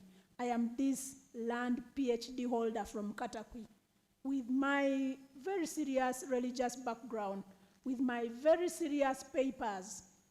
If I have not undone and locked that cultural and religious lens in me, then I will still have, I will perpetuate violence, or I will instead escalate violence. So we've faced it as a challenge in police, and what is the way forward? We do a lot of awareness raising. The first thing is changing, giving knowledge. Knowledge is power. But the other thing is their willingness of the people to receive, of us to receive this knowledge. And are we willing to change our perceptions? Perception is key. The mind is key. So we need to talk to the mind that it's not about papers. It's not about our status. I bring this in this context because we may look like the police is not doing much, but we need to address our perceptions. Key. Yeah. And then when we do that, once we do the sensitization, we also do the prosecution, definitely. That's why when we look at these cases, we have a lot of cases that have been prosecuted successfully in court and persons are serving. Then sometimes the investigation process also is hampered by still culture and norms. They'll say, why? I like what the researcher said. He's like, why did you report? And the moment either the man or the woman is perpetuating and the other victim is taken on, they say, okay, leave our family. You go, our son has also gone. That is the effect of religion to investigation. That is the effect of culture to investigation. Before we have thousands of cases pending court, pending investigation, and the community will be like, but what has police done? We've always had this, definitely. Please, we request that you always appreciate the few cases that have successfully been investigated. Thank you. Okay, thanks for that. And I'm going to come to participants. If any of you has a question, I'll come to you in a minute. But Adek, you talk about you need to, the awareness, the need to change the mind. Yeah. So it's not just about creating awareness on the one hand, but you also need people to be able to receive. And I'd like to ask this question to Rev D around getting the mind ready to receive. I know as preachers, that's part of what you do around sort of that communication and helping people receive. Yeah. So what reflections, what suggestions around how we're doing awareness? Could it be that there's a challenge in how we're doing the awareness, that some of these inequalities persist? It's also a power dynamic, isn't it? So how do we do our work of helping people receive this information? Thank you very much. Like I say, The church often reinforces this. Even when someone comes for counseling and says, I was terribly beaten, the man will say, you pray, Gendo, Guma, stay there. And I also believe that many of our preachers, men of God, because they're mainly men of God, they don't have the skills to deal with that power dynamic, male-female power dynamic. So just reinforce what culture says. But during COVID, during one of the breaks, I had the great opportunity of hosting people mainly from northern and eastern Uganda. And we were talking gender-based violence and why it has increased during COVID, and how we can look at biblical texts and help people interpret, because we believe that our faith, our religion is a powerful tool for mindset change. And this is what we came up with. For example, we looked at Numbers 26, which talks about the 5 children of Zelophehad, the 5 daughters of Zelophehad. And this is an issue on land. And we give people a tool to read it as community. You know, it's one thing for us to stand in the pulpit and say, stop drinking. It's another to get people into the conversations of why people are drinking and why one has been enslaved with drink and the other one hasn't. And it's heavy work. It's easier to stand from the pulpit and point fingers and give direction. But when you read the biblical text as community, you bring out each character. Okay, there were the 5 daughters. Who was their father? Zelophehad. He had died. What was the issue? There was also Moses. So what was the issue? They were giving out land. So the women were left out because there was no male child in their family. So the question is, so what do we do? And in the text, the 5 ladies, the 5 girls, their only option would have been to get married in order to have land to use.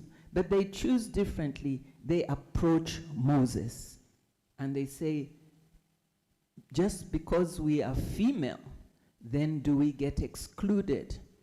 And Moses prays and he changes the law, but he's also changed the mindset. So you get the community to say, what would you do in your community if you had 5 daughters and they were excluded?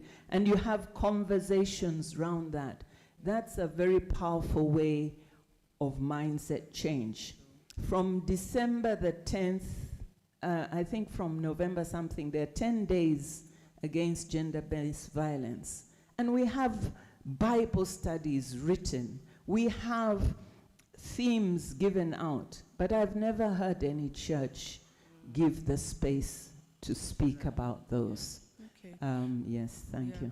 No, that's really important. You use the word conversations. It's a discussion. It's not going to happen overnight. And Ruth, I'm going to come to you just for your some reflections on how the Human Rights Commission has tried to shift some of to influence, because you can't shift it, but maybe to influence, because I know you have programs, you're responsible for civic education, human rights education, and so on.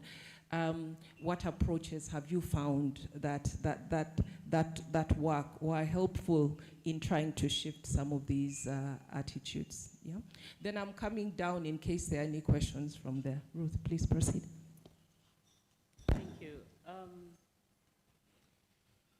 Before I even get to what the Commission has done, I think I need to talk about the traditional male masculinity versus the new era of empowered women and the rights of women.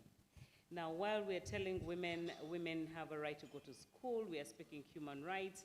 Women should have equal rights of property, and everything that the presenter has talked about and the keynote speaker. We note that there is a conflict between the rights best and the traditional male masculinity of what a woman ought to be. And because of that conflict that many of us in this room have, of the space and the place of a woman that a woman should have, and the space and place that a man should have. And because of that, and the stereotypes, it has translated into our culture, into our traditional beliefs. And we see it even on our social media.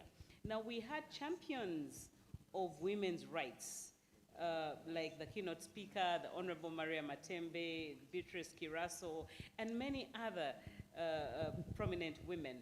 And they used to champion and speak about women's rights and the places of women at the table. And also the stereotypes that affected women. For example, if I ask all of you to close your eyes, please close your eyes. Imagine a witch. Imagine a witch. Open your eyes. Who did you see? Most probably you saw an old, haggard, bent woman with wrinkles all over. But remember that the people who mainly have shrines and the witch, they're usually men. But every time we think about a witch, every wrong thing is always attributed to a woman. But that also comes from the stereotypes, the beliefs, the perceptions, tradition, culture, and even the religious beliefs, where we are teaching our children that men are the providers. And then the women are supposed to be nurtured and taken care of. We are the queens. However, the reality is that you're not a queen, my dear. You have to tussle it out. We are having many single women.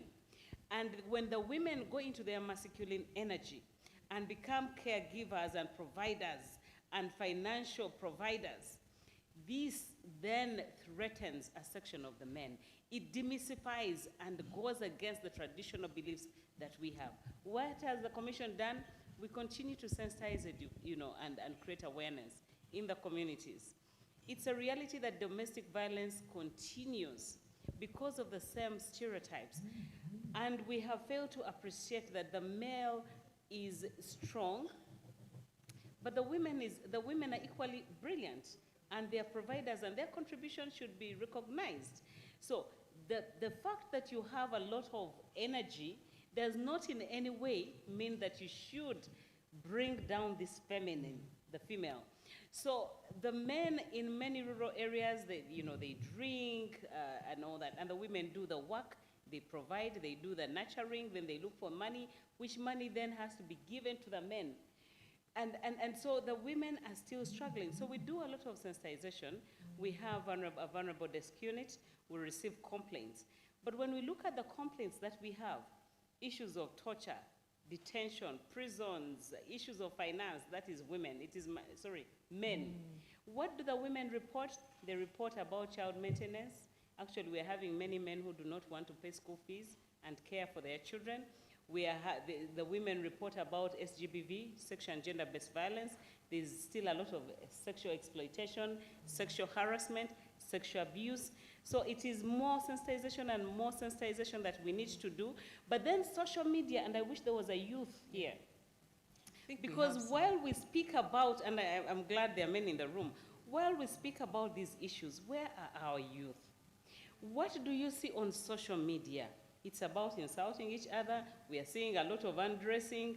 The talk is about nyash and I don't know, sizes of busts and waists. And I'm like, what has happened to our generation? Can we talk about the real issues that affect us? Because when you wake up, you will be 50 and 60, and it will be too late for you to fight for this space. So as we're in this space, let us talk about what is affecting our society and how do we make sure that the girl child and the boy child is equally supported. There has been a lot of discussion that we have empowered the girl child too much, and we have left the boy child. And it stems from a cultural background and religious background and what we have gone through as a country. And because of that, the boy child also is affected. Now you sit on TV and you find Abanonya, and everyone is looking for a sugar mommy. So these are the issues that are affecting our society that are reality to us, but then they translate into sexual and gender-based violence and everything around us. Thank you. Okay, thank you, Ruth. And you know, when you talked about the masculinity, sometimes people use the word backlash. Yeah, isn't it the backlash? And it's not just it's actually a global phenomenon. Lawrence? Yeah. Thank you very much. I'm not going to talk about the Nyash, but just a few things that I want to share with you. One, I thank Afrobarometer for this study because it's about managing society. We are mostly used to the politics and all those things. But I want to begin by pointing members here to something very, to draw your attention. If you look at the panel and how they are seated, the chairs are not even gender sensitive or responsive. Okay? Because if you see the comfort with which the people on pants are seated and those on dresses or skirts, the discomfort they have, I think that should be one of the areas to begin with.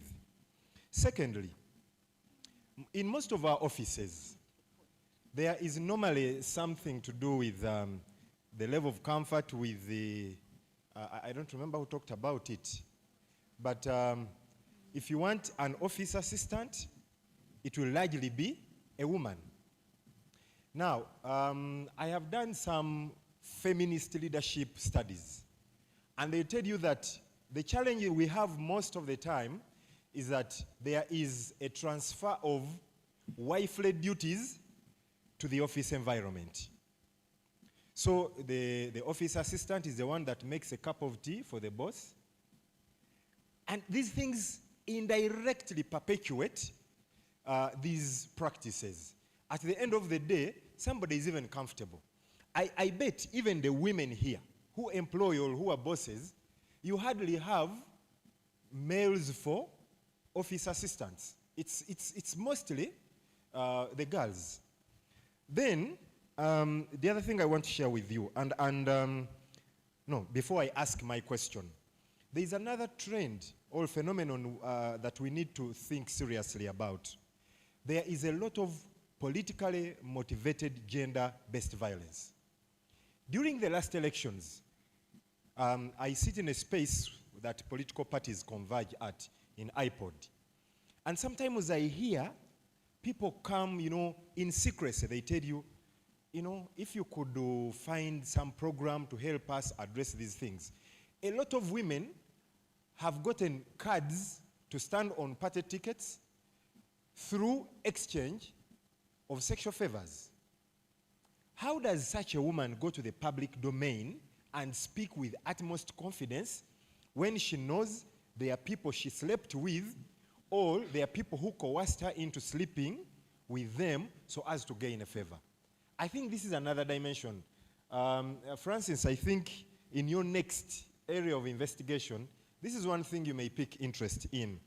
Now, I want to come to the questions. And I want to begin with the representative from the Uganda Kingdom. Cultural institutions have done Lawrence, we'll allow you just one question, please, because of time. Let me just one question. One question. Okay. The one you're asking now. Okay. Cultural institutions have done a lot in keeping harmful cultural practices around. When you talk about them, you sort of become an enemy. Or people point out and say, you have done so, you are doing so bad. How dare you touch the untouchable? How much is the kingdom doing, how much is the kingdom trying to address that, especially considering that, again, in relation to what SSP Adeke said, social cohesion against or versus law enforcement. So there are two questions in one. Thank you. Okay, so I think he's heard, really asking about what the kingdom is doing. Perry? Thank you. Is there any other question? Any other person? Okay, Perry. All right, thank you so much to the Afrobarometer because the research really informs our next direction in terms of interventions. And thank you to the panel. Two comments and one question. My first comment is that to deal with these social norms, we must have a collaborative effort. And I want to commend some of the police officers who have done a commendable job in some of the communities. People like some of the CLOs we have worked with in the West Nile region, the CLO Matua, Alfred, Inspector of Police, commendable job. And I believe that working with communities to change mindsets is very key for addressing gender-based violence, because it enables the community, first of all, appreciate that GBV is an offense. So I really want to commend where you've done a commendable job. Secondly, I wanted to find out from Afrobarometer, what has changed in terms of support for equal chance for women to run for elective office between 2022 and 2024, because there's a difference of about 6%. It would be important for us to know those reasons so that the interventions are informed.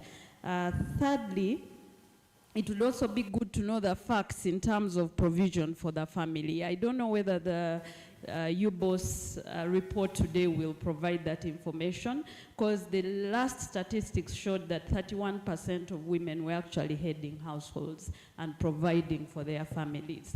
Now, when you talk about access to jobs and why men are preferred, once you have the statistics, it is easier then to justify that women should be given equal opportunity to have jobs, because they are also providing for the family. And the last is just to say that the panel is as it is because they occupy those positions of leadership. So I wanted to disagree with, with you a bit. Okay, all right. Thank you. Thank you, Perry. Yes, ma'am. Yeah. Thank you so much.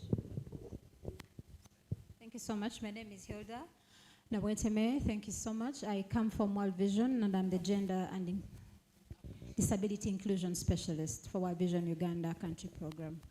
Afrobarometer, thank you so much, Mr. Chibirige, for the survey. I happen to be one of your OGs. I did research with you for a long time. On the first Afrobarometer survey we were doing 2016, I think, around the elections of 2016. On receiving this invitation, I was honored, and I knew that the findings are credible. And you'll get to the point. And my question goes to, my comment two comments. When one of the domains of women's economic empowerment is being free from any form of violence. Now, the report showing that gender-based violence is high, to every one of us who are celebrating the empowerment and the achievement of women, we should be more concerned of the fact that gender-based violence is on the increase. Because you can't speak to the empowerment of anyone while then GBV is high. Because GBV is an issue that affects the first thing, which is the well-being of any human being. Meaning that they are emotionally very unwell, physically unwell, economically unwell, and socially. That means that woman, that girl, or that man cannot thrive and cannot be empowered and can't reach where we want to go. Then to the Uganda Kingdom. Like, I forget his name, my predecessor said, when we speak to the cultural issues, people think we are attacking. But the fact is that things have changed. And we will acknowledge it together as a society, that we cannot afford anymore to live in the past. Any society, very true, is important that it has a culture. But the culture should be also able to address the current and the pertinent needs of the people there in it. If it doesn't, then it becomes harmful to the people that it is supposed to serve. My question, therefore, comes to say, what is the kingdom doing? What are the successful initiatives, just one or two, that the kingdom can point to and say that we have done this? And this question can be to our cultural leader, but to every other cultural leader in-house. What are our traditional leaders doing and institutions to address the systemic inequalities which are entrenched in culture? It is a fact we will not run away from. Thank you. Thank you so much. The question is clear. the microphone here. Oh, okay. Then we'll come to you, Doctor. Okay. Thank you very much. My name is Susan Gamuino. I hope it's okay if I talk while I'm seated. I work with UCOBAC. I'll speak first to the researcher. I don't know whether there were some qualitative studies that you did, because I feel there are certain things that are not unpacked. For example, why the silence when we talk of do more? Why do people think things are being done the way they are done? How?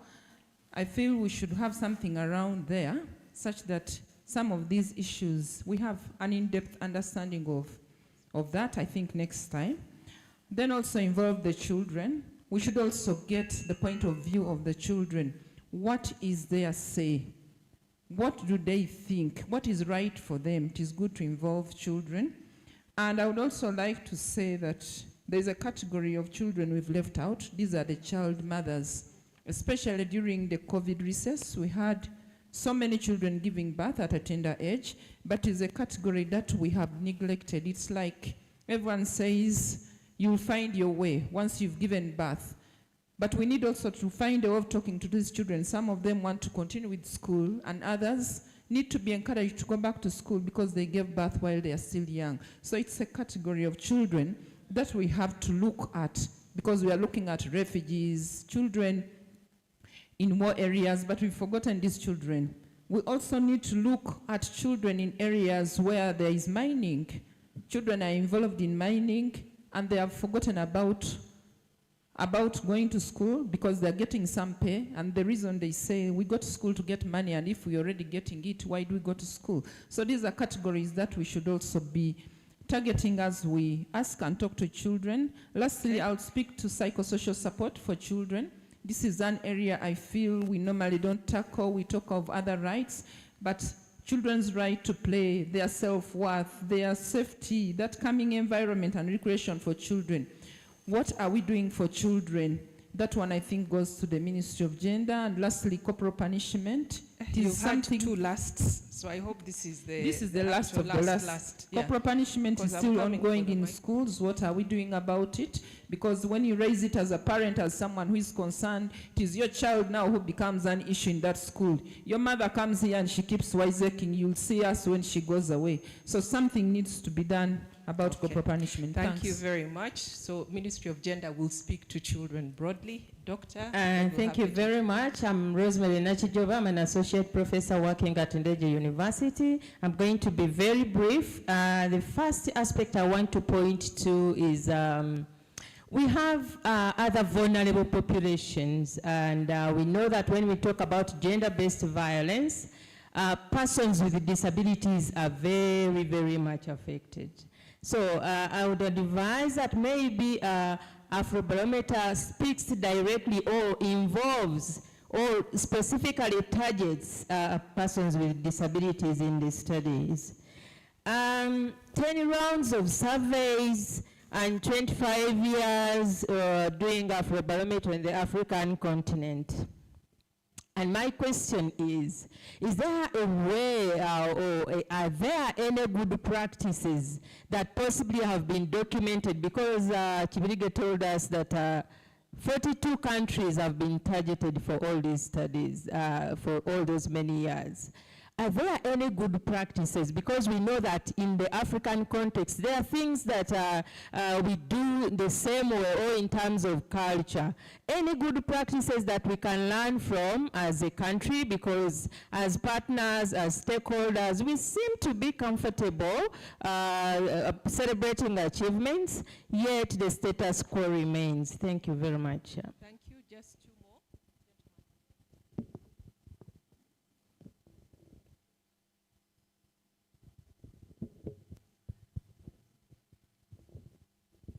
Thank you so much for Barometer. I would wish to find out how persons with disabilities were involved practically in this study and how their response were captured and reported in this report. And then two, to SP. Two and final, yes. No, it's going to be three, please. Why year in, year out, police report does not provide any data about persons with disabilities? This one is affecting our programming. This year also affected my programming because I was looking for those data in the report and I couldn't find. And the third question? The third one, to Uganda Kingdom. What is the kingdom doing to promote education of persons with disabilities? Since from this report we have found that education is a very important tool to empower and prevent gender-based violence. Thank you very much. Thank you. Thank you. There? One of the biggest retainers of violence is the socialization of violence. And Mr. Chivilige highlighted so well that one of the things that we hold so dear is our ethnic roots and the religion. And I think these are the biggest community gatekeepers. So one of the things that I'm trying to maybe advocate for is why don't we have monthly or even quarterly initiatives by churches and by the ethnic, the kingdoms to find a way that they address the issues around these culture, these norms that have been kind of masked in the cultural relevancy. Thank you. Okay, thank you for that very practical suggestion. So what we'll do, we're going to, Francis, are you ready? There were quite a number of comments, but I'm sure you, a few around methodology and sampling. Then when Francis has given his quick remarks, I'm then going to come to the panel. I'm going to give you each about a minute. I know when I say a minute, sometimes you push it a little, but about a minute, you respond to some of the general questions, but also give your word, what you want people to take with them as we think of taking these conversations forward. Okay, Francis? Thank you very much. Those who have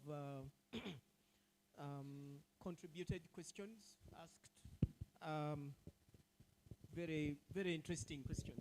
Thank you. I'm trying to be very brief so I don't take time away from the panel.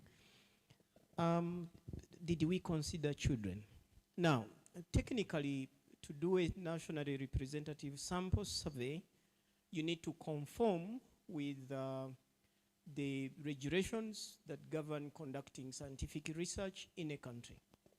And in Uganda, you can interview persons aged 18 years and above on their own consent.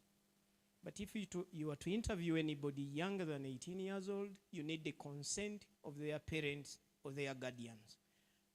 And it is required by law. You file these consents and submit them for approval. It takes a longer time to do a quick, I don't mean our surveys are very quick, but I mean to say if you were to do that for very many young people, you need extra resources. But we've, as I mentioned in my main presentation, that a huge majority of Ugandans are young people. So the Afrobarometer has noticed that across the African continent, there are very many young people whose voices need to be heard. So from this year's survey onward, we are piloting what we are calling youth over sample surveys, where we take respondents aged 17 and 16 and take a sizable number in each country and then try to see if their views are different from the other young people that are older than 18 people or from any other citizens in that country. So in our subsequent reports, we will be giving you that distinction. We say, okay, these are adults, they are 18 years and above, but these are children. About persons with disabilities, that needs to, okay. Now, maybe quickly, I would sum it this way, that when a survey is nationally representative, it is random. It means you will knock at my door and request for an interview with a random member of my household without any other reason selecting us other than that we are Ugandan. We fall in your sample. But if you also want to intentionally include the views of certain people, maybe like I have mentioned, the young people aged 16 and 17, or persons with disabilities, then that we call it an oversample. It's an extra sample and one that requires, again, certain guidelines to do it right. I will get this comment to the, I think it is the third time, where is Stephen? I think it is the third time we hear this, and I know our regional directors at the Institute of Development Studies in the University of Nairobi in Kenya are online watching. I will take your views there and say we need to consider this. My mother, Professor, I've heard you, and my brother there, I've heard you. I will take your views to the Afrobarometer. Maybe we can have an oversample of persons with disabilities. The reason I say it is not easy to do, because who is a person with disabilities? Is it physical disabilities? Is it mental? If I have anything on my finger, you understand? So sometimes these definitions make it difficult to say who is it that we are going to consider as a person with disability. Then quickly, I've been asked to speak about by my sister Perry, why the difference in the proportion who support women to stand for elective positions. The reasons are many. Some of them are frustrations from previous election cycles, where, for instance, many women participated and people see that maybe they didn't get a lot. And you know, politics, when we speak politics, I was hoping today there was nothing political. But anyway, when we speak about the conduct of our elections through the entire electoral cycle, there are some stages that we think are really difficult, especially for women. We think that it is experiences from such experiences that are shaping the views people have about supporting women to engage in politics. Some say yes, they can go on, but they will experience these sort of setbacks or challenges. Quickly, I think the last two, best practices. Yes, there are many best practices. If you go to the Afrobarometer website, okay, we have a lot on that. Everything we do is there. So you will see, for instance, on our methodology page, it is what we've learned. I know the M&E team in Ghana have not posted online our Afrobarometer CV, but we do have a series of lessons we've learned across many countries that we can share with other researchers. We have a questionnaire bank. All questions that we think do well in measuring these citizens' views and perceptions are uploaded online, free to use. Our data is online, free to use. You can log in online, do these analysis, produce the kind of charts you saw me showing there on your own online. So in terms of best practices, we've tried to share and to upload online, but that doesn't mean we can't share more. So if there are any specifics, we can get whoever is interested in touch with our capacity building team, with our communications team. Angela is here. And we can share more, but also just let us know. A phone call, an email to me or my colleagues here, we will be able to figure out the best way we can share our best practices and lessons. And lastly, I think the last comment was to the Uganda Kingdom representative. I think that's all, my sister. Okay, thank you, Francis. You have sent us to your website, and you want us to get in touch with you after here for more information. So we'll do that. So I know that we still have comments, questions. It is a conversation that will be ongoing. I said at the beginning, I'm committed to getting us out here on time, because that was part of my instructions. So let's hear from our panelists, and then we shall wrap up. Angela, please. Thank you very much. I appreciate the feedback. I would like to make, I think, about 3 points. One, we need to appreciate where we are coming from and the gains we've registered on issues regarding gender equality and women's empowerment. There are quite a number that we can outline. Then secondly, as we celebrate the gains, we also acknowledge the gaps. I'm aware we have issues of gender-based violence. We have programs to prevent and respond. I'm aware that as women of Uganda, we need to empower ourselves economically. A poor person has no choice. And of course, government of Uganda has stepped into this space to promote women's economic empowerment. Today, it's no longer an issue of lack of money for income generating activity. It's an issue of women making the right decisions to go where the money is and work and get out of poverty, ladies and gentlemen. Then reflecting on the issues that have the questions raised On corporal punishment, members, I would want to appeal to you, please get in touch with the line ministries to appreciate what's going on in the different spaces. Since 2015, Government of Uganda, through the Ministry of Education and Sports, has been implementing the national strategy on elimination of all forms of violence against children in Uganda. There are gains to an extent that during COVID, parents were crying to have the children back to school to protect them from violence. So for me, that was a game changer, because previously we had high issues, high levels of violence against children in schools. Today we are seeing a positive change. Our schools are increasingly becoming safe and secure, and that is what we need to consolidate, but as well as address the remaining issues. Regarding economic empowerment, I've already talked about it, but what I need to emphasize is the fact that we need to socialize boys. I don't know whether it's still possible for men to appreciate an empowered woman. How do you live with an empowered woman? And as women, how do we manage our economic empowerment so that we don't spoil the gains that we've registered? That, to me, is very, very important. Managing empowerment on either side, the side of a man, but also the side of a woman. In terms of culture, really would want to see culture for development. We need to learn to accept that some of these harmful cultures are outdated. They violate women's rights.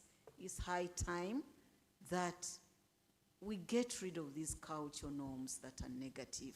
And already, as Minister of Gender, we are working closely with the traditional and cultural leaders in terms of transforming some of these negative social norms. But all of us in the room accept the fact that social norms take long to change. This is why we are having a biggest challenge. In terms of the question from Susan, the voices of child mothers, I'm glad to inform you that already Government of Uganda is implementing a national strategy on prevention and response to child marriage and teenage pregnancy. Currently, through the Ministry of Education and Sports, we are implementing Gender for Development in Uganda. And of course, child mothers are the target of this program to ensure that they go back to school. They are provided with additional support in terms of bursaries, in terms of sexuality education, please get me right. We want to call them life skills, so that they're able to protect themselves as we push for them to be protected against sexual violence. Okay. Sexual violence in Uganda is on the increase. I think that overshadows the gains we've made in terms of reducing physical violence, and of course, all of us have to work towards eradication of sexual violence. It comes in different forms: the products on the market, the music, dance and drama, the drug abuse. All these are escalating sexual violence in the country, and of course, calls for deliberate efforts among all Ugandans to live responsible sexual lives. It doesn't make any sense for you to defile a baby or to subject your spouse to rape. Really? To pass on pornographic materials, even to people who are not interested, this doesn't do any good for all of us Ugandans, ladies and gentlemen. Thank you, Angela. Thank you very much. Okay. Thank you very much, Angela. Yes, Mr. Isaac. There were a few questions around culture, so please, you can take a minute. Thank you very much, moderator. What I want to tell all people around here, that a society without a character and culture is in crisis. That's what you are seeing around here.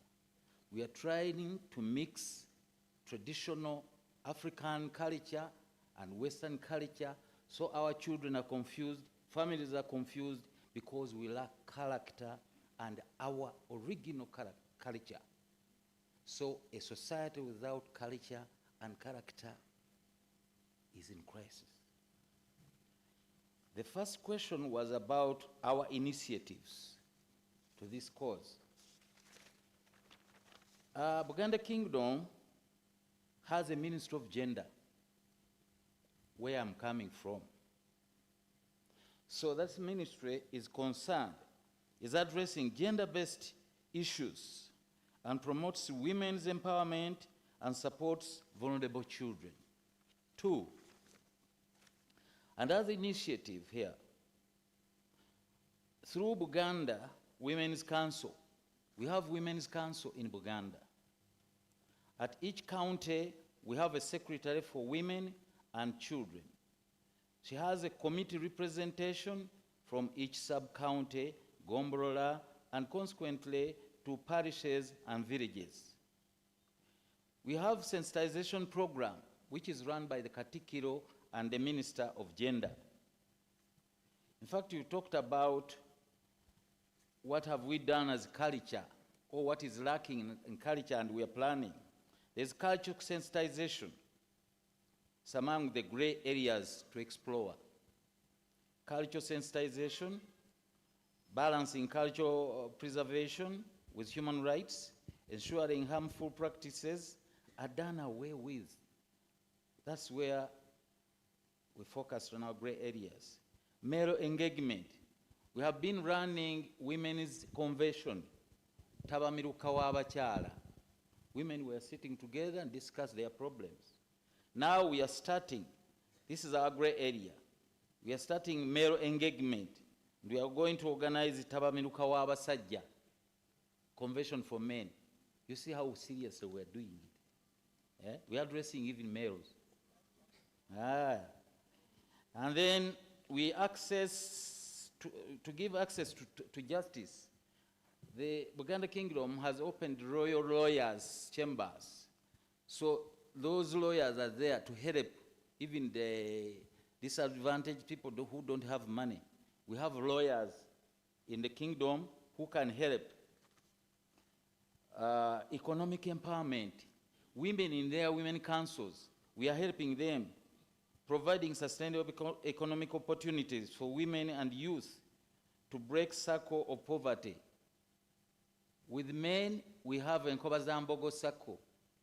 Women, we have Peusa. Peusa, those circles are helping women and youth to fight poverty. So, again, those are some of the questions which were asked. But there's something I observed here.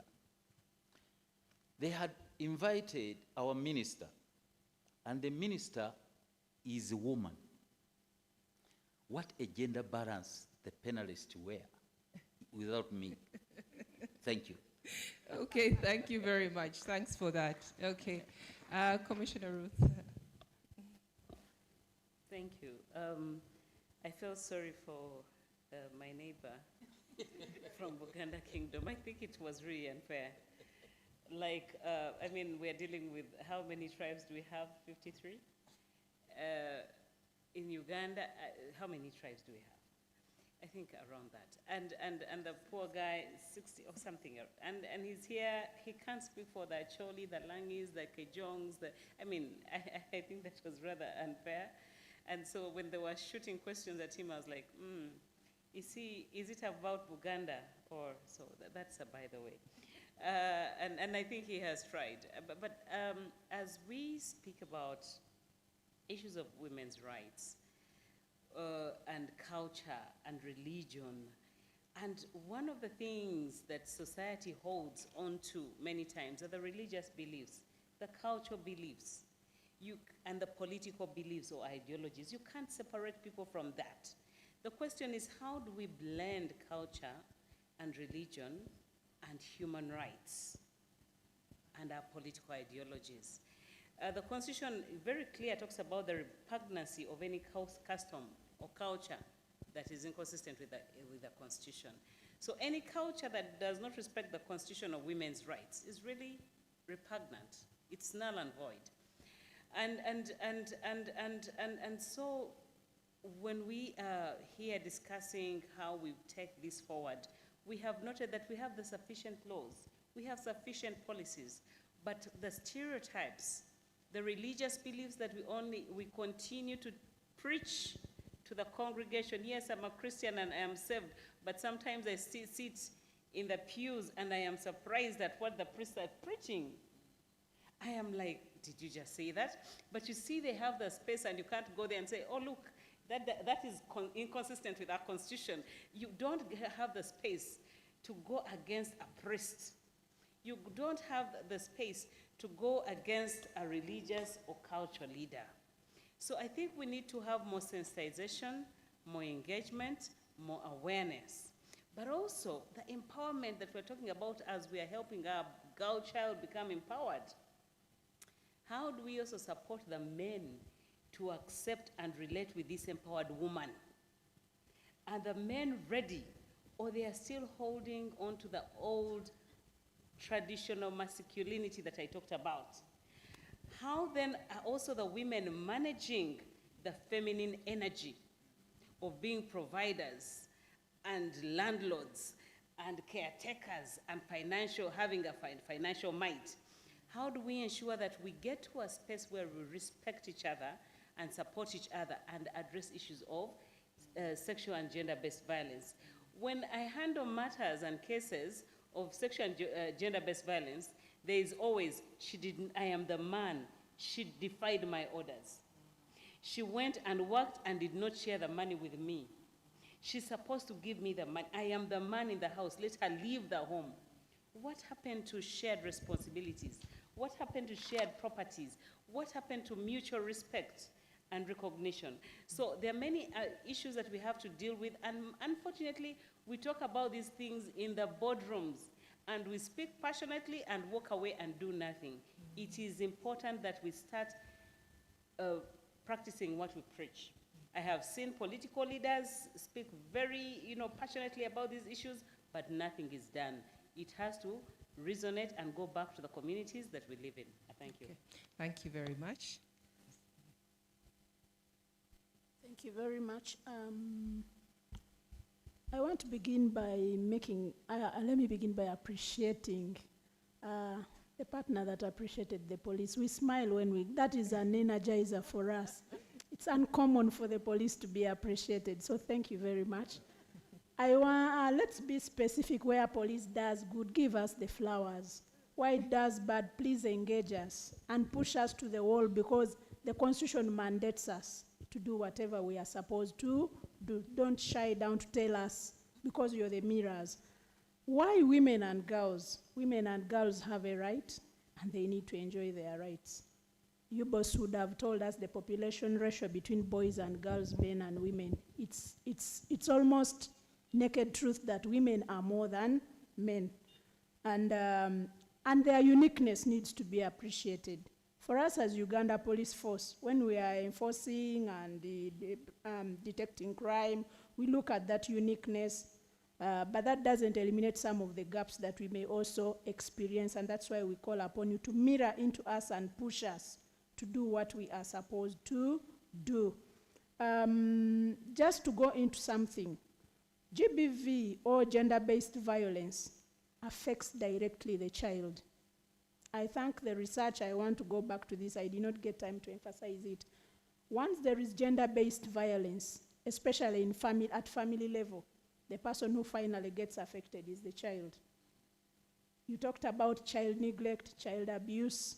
Those are all things that come up.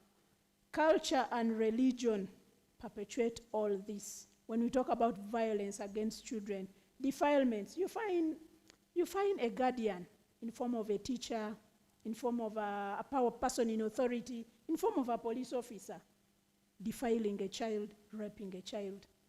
Sincerely, how does that come? It happens around us. You find a parent, a father is defiling his own child. What happened? The mother walked away and left the girl child. And the father says, I am the father. My children cannot grow up in another person's, my blood. They call it, I think, my blood.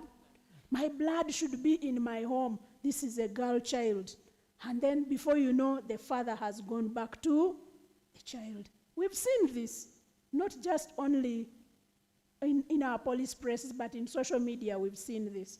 So GBV, or gender-based violence, perpetuates violence against children, and it affects even the corporal punishments we see. Most of them come from GBV. Normally this family has violence. You find the mother is very annoyed, very tough with the child, or the stepmother, or the auntie, or the father is displacing the anger of the mother to the child. So that's how the corporal punishments come about. If we can manage and mitigate gender-based violence, this child's welfare will equally be taken care of in as far as welfare is concerned. I want to emphasize something about the panel. A panel without women or a panel without men. This invite was for my director, and my director is a man. The CPC, AIGP Ubaldo Bamunova, he delegated me. I'm actually in a delegated position. So do not worry that why women in this. It was a man actually who was meant to be here, but he delegated me. So I want to thank my director for having thought it wise for me to be here. Maybe the panel would be for men only instead. Okay. Just to finalize. Your final point? I want to call upon us.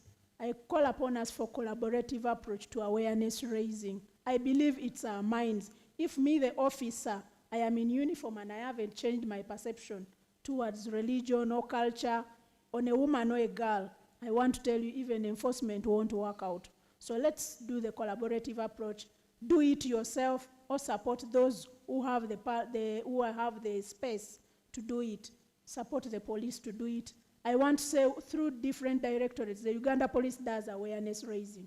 Child and family, community policing, CID, we do all this, even our unit commanders. I also want to encourage us to speak out and report these violences and hold the police responsible. When the case is reported, has it been followed up? Please, let's hold the police responsible to do what they are supposed to do. I implore, I want to add my voice to the previous speaker. I implore all of us to reflect on ourselves. We have children who are girls, we have sisters who are girls, we have mothers, we have aunties, we have friends who are women and girls. Let's not use the law or religion or culture to suit what we want, but let's look for what best. If you want your sister to be treated well, how are you treating that wife? How are you treating that girlfriend? If you want your daughter to be treated well, how are you treating that spouse you have? How are you treating that worker, that subordinate, that boss you have? For me, when people reach office, they ask, we want to know I was a unit commander, DPC, but say, we have come to see the DPC. When you say, I'm the one, say, hey, you're the one. That means they expect the man is the district police commander perception. I want to conclude by saying this. Because of the population structure and ratio we have, a community that does not value a woman or a girl, a society, a culture that does not value a woman and a girl, by virtue of their role, their uniqueness, does not prosper. They always have issues. So let's support the women and girls and support the police to achieve this. Thank you. Okay, thank you. Let us say thank you to our panelists. Thank you to the panelists. Should I show you how to clap? Hey, excuse me. May I respond? Sorry. Something on disability. You can actually have a discussion with him after. Please allow us to finalize. Okay. All right. So thank you to the panelists. I am going to invite Rev D. You will make your remarks, but Rev D is also going to give us the concluding remarks. As you come to the podium, it's about taking the conversations forward, isn't it? We are networking here, we're sharing ideas. So those who had particular questions to the panelists, please feel free to reach out to them directly. Rev D, let me hand this to you.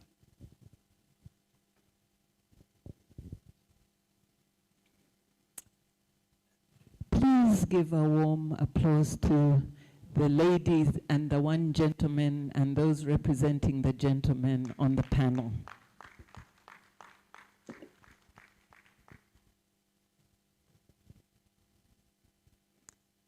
So much has been going on in my mind since we started this conversation, and I am grateful for the opportunity to participate and to have a conversation around this.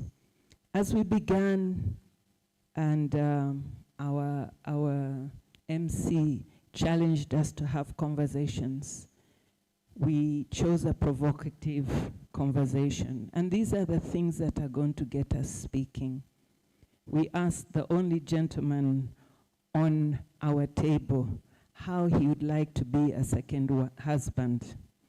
And that set us rolling. Conversations are very important to help change our mindset. I want to say about this, about violence in any form. It begins with who you are. What defines you? Do you think you are valued? What things value you? Do you think you have anything to offer? Do you have an opportunity to participate? Do you have the opportunity to be heard? All these things, for me, come from God. And because of those, because of my value, I am able to choose not to be violent. We have to name things. Language is very powerful, and that's why people from the podium, people from the pulpit have a great advantage in changing our mindset. Language is powerful. We need to name things as they are. Violence is a sign of powerlessness. I want to say it again. Violence is a sign of powerlessness. And women, if you understood that, and you read the message as powerlessness, and not thinking who is stronger and who will win this war, then perhaps we'll diffuse some of these things. Why would a border guy abuse you? Sometimes because he thinks he doesn't matter. How are we treating him? We just say, does he matter? If anybody, whether it's true or false, does not know their value, they are going to be violent. Language either empowers or disempowers. Our brother talked about the disabled.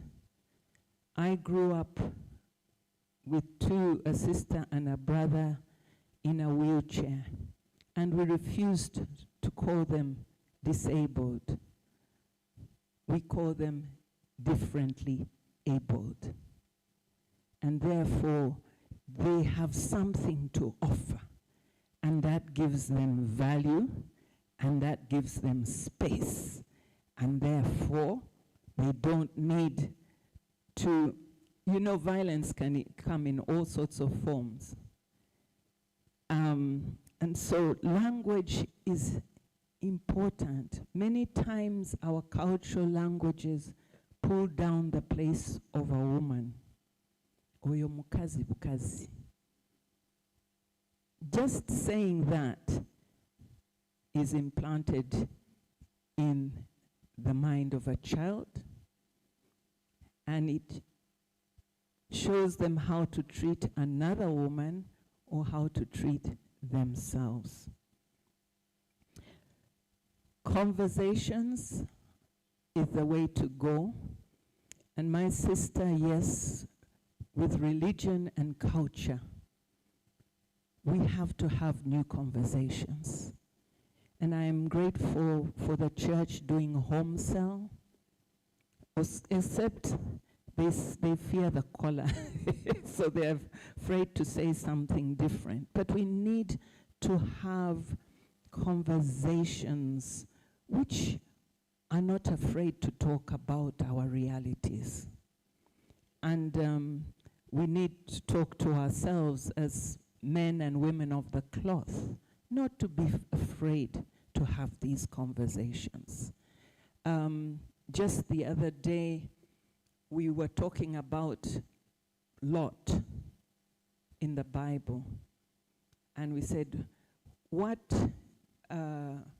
aspect of Lot showed that he was selfless? And we said none. And one of the gentlemen put up his hand and he said, when Lot entertained 2 angels, and the men from Sodom and Gomorrah came and said, give us those men, we want to have sex with them. Lot protected the 2 male angels and said, I offer you my daughters.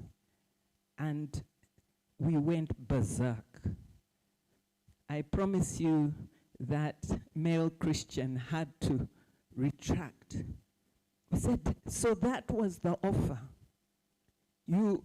It was better to offer your daughter to be raped, gang raped, until she was dead, than to offer the men who are supposed to be stronger and wiser.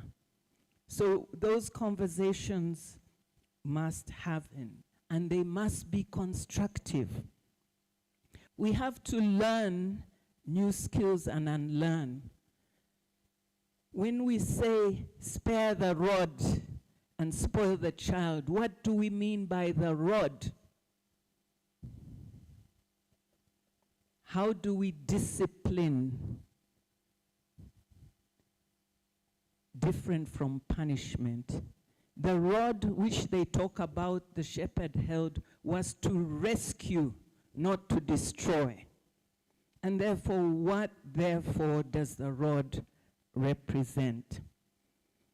We have to be intentional. Women, we need to challenge ourselves. As we grow up the corporate ladder, we become more like men in our behavior. People clap for that. I know I have seen my fellow women becoming more like men in their reaction and behavior. And then we want people to value us. We need to talk, have conversations about ourselves. It's okay to be different, and it's okay to have a different role. But the whole thing is, how do you value the person? Do you value the person who wipes that floor, who cleans that toilet, who sweeps the road? If you can do that, know that you can value yourself. There is no other way. It begins with us. When you devalue the other gender, you are devaluing yourself. When you devalue what? The other gender, you are devaluing yourself. And so, people, that's where we begin. First, look at yourself and ask who defines you before you relate with the rest of the world. May God richly bless you as we continue to share these conversations around gender-based violence, protecting our children, and growing meaningful respectful relationships amongst ourselves. Thank you. Thank you very much. Thank you very much.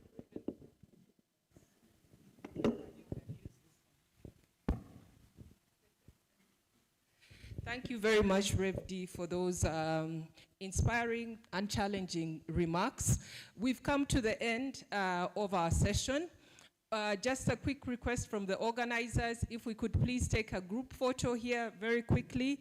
You'll have access to the group photo. There's a scan, there's a QR code you can scan. So if we could start here, and then as we leave, those who work with the media can come to this table, and our other guests to the back table. There's a little bit of a transport refund for you. But I request, please come. Let us take the group photo. Photographers, are you ready? Please come, let us take this photograph. Panelists, I think you're still stuck here for the photo. Bambi. Just 1 minute, please come. Let's take the photo. Everyone, Afrobarometer needs to account that they actually held this activity. Yes, come down.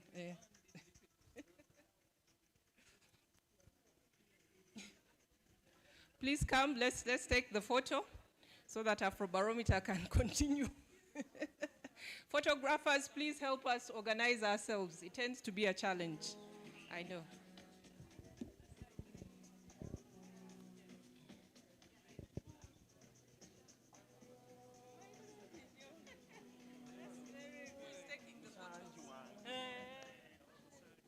Tell people where you want them. Where do you want us to stand, please? Okay? Please let us. I didn't take your question. Sorry. Okay. Over here. What about the others? You're not going to be in our photo. No photo, no transport. No photo, no transport. So please come.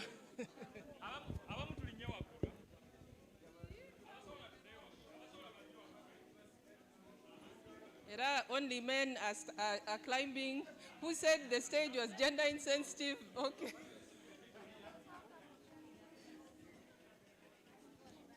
Panelists here.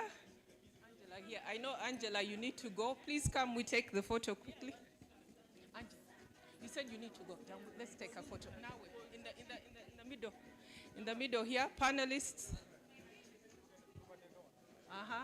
Kati, are they ready? Are we ready? At 1, 2, 3, Fene.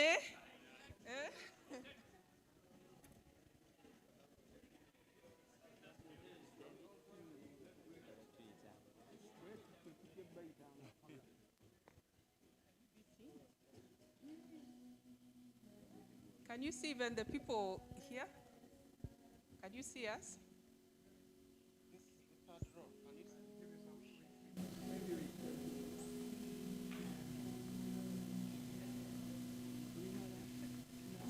Okay, are you done? We're done? Okay, thank you very much for participating. Have a good afternoon. Don't forget to take the table for your transport. Thank you. Told them already.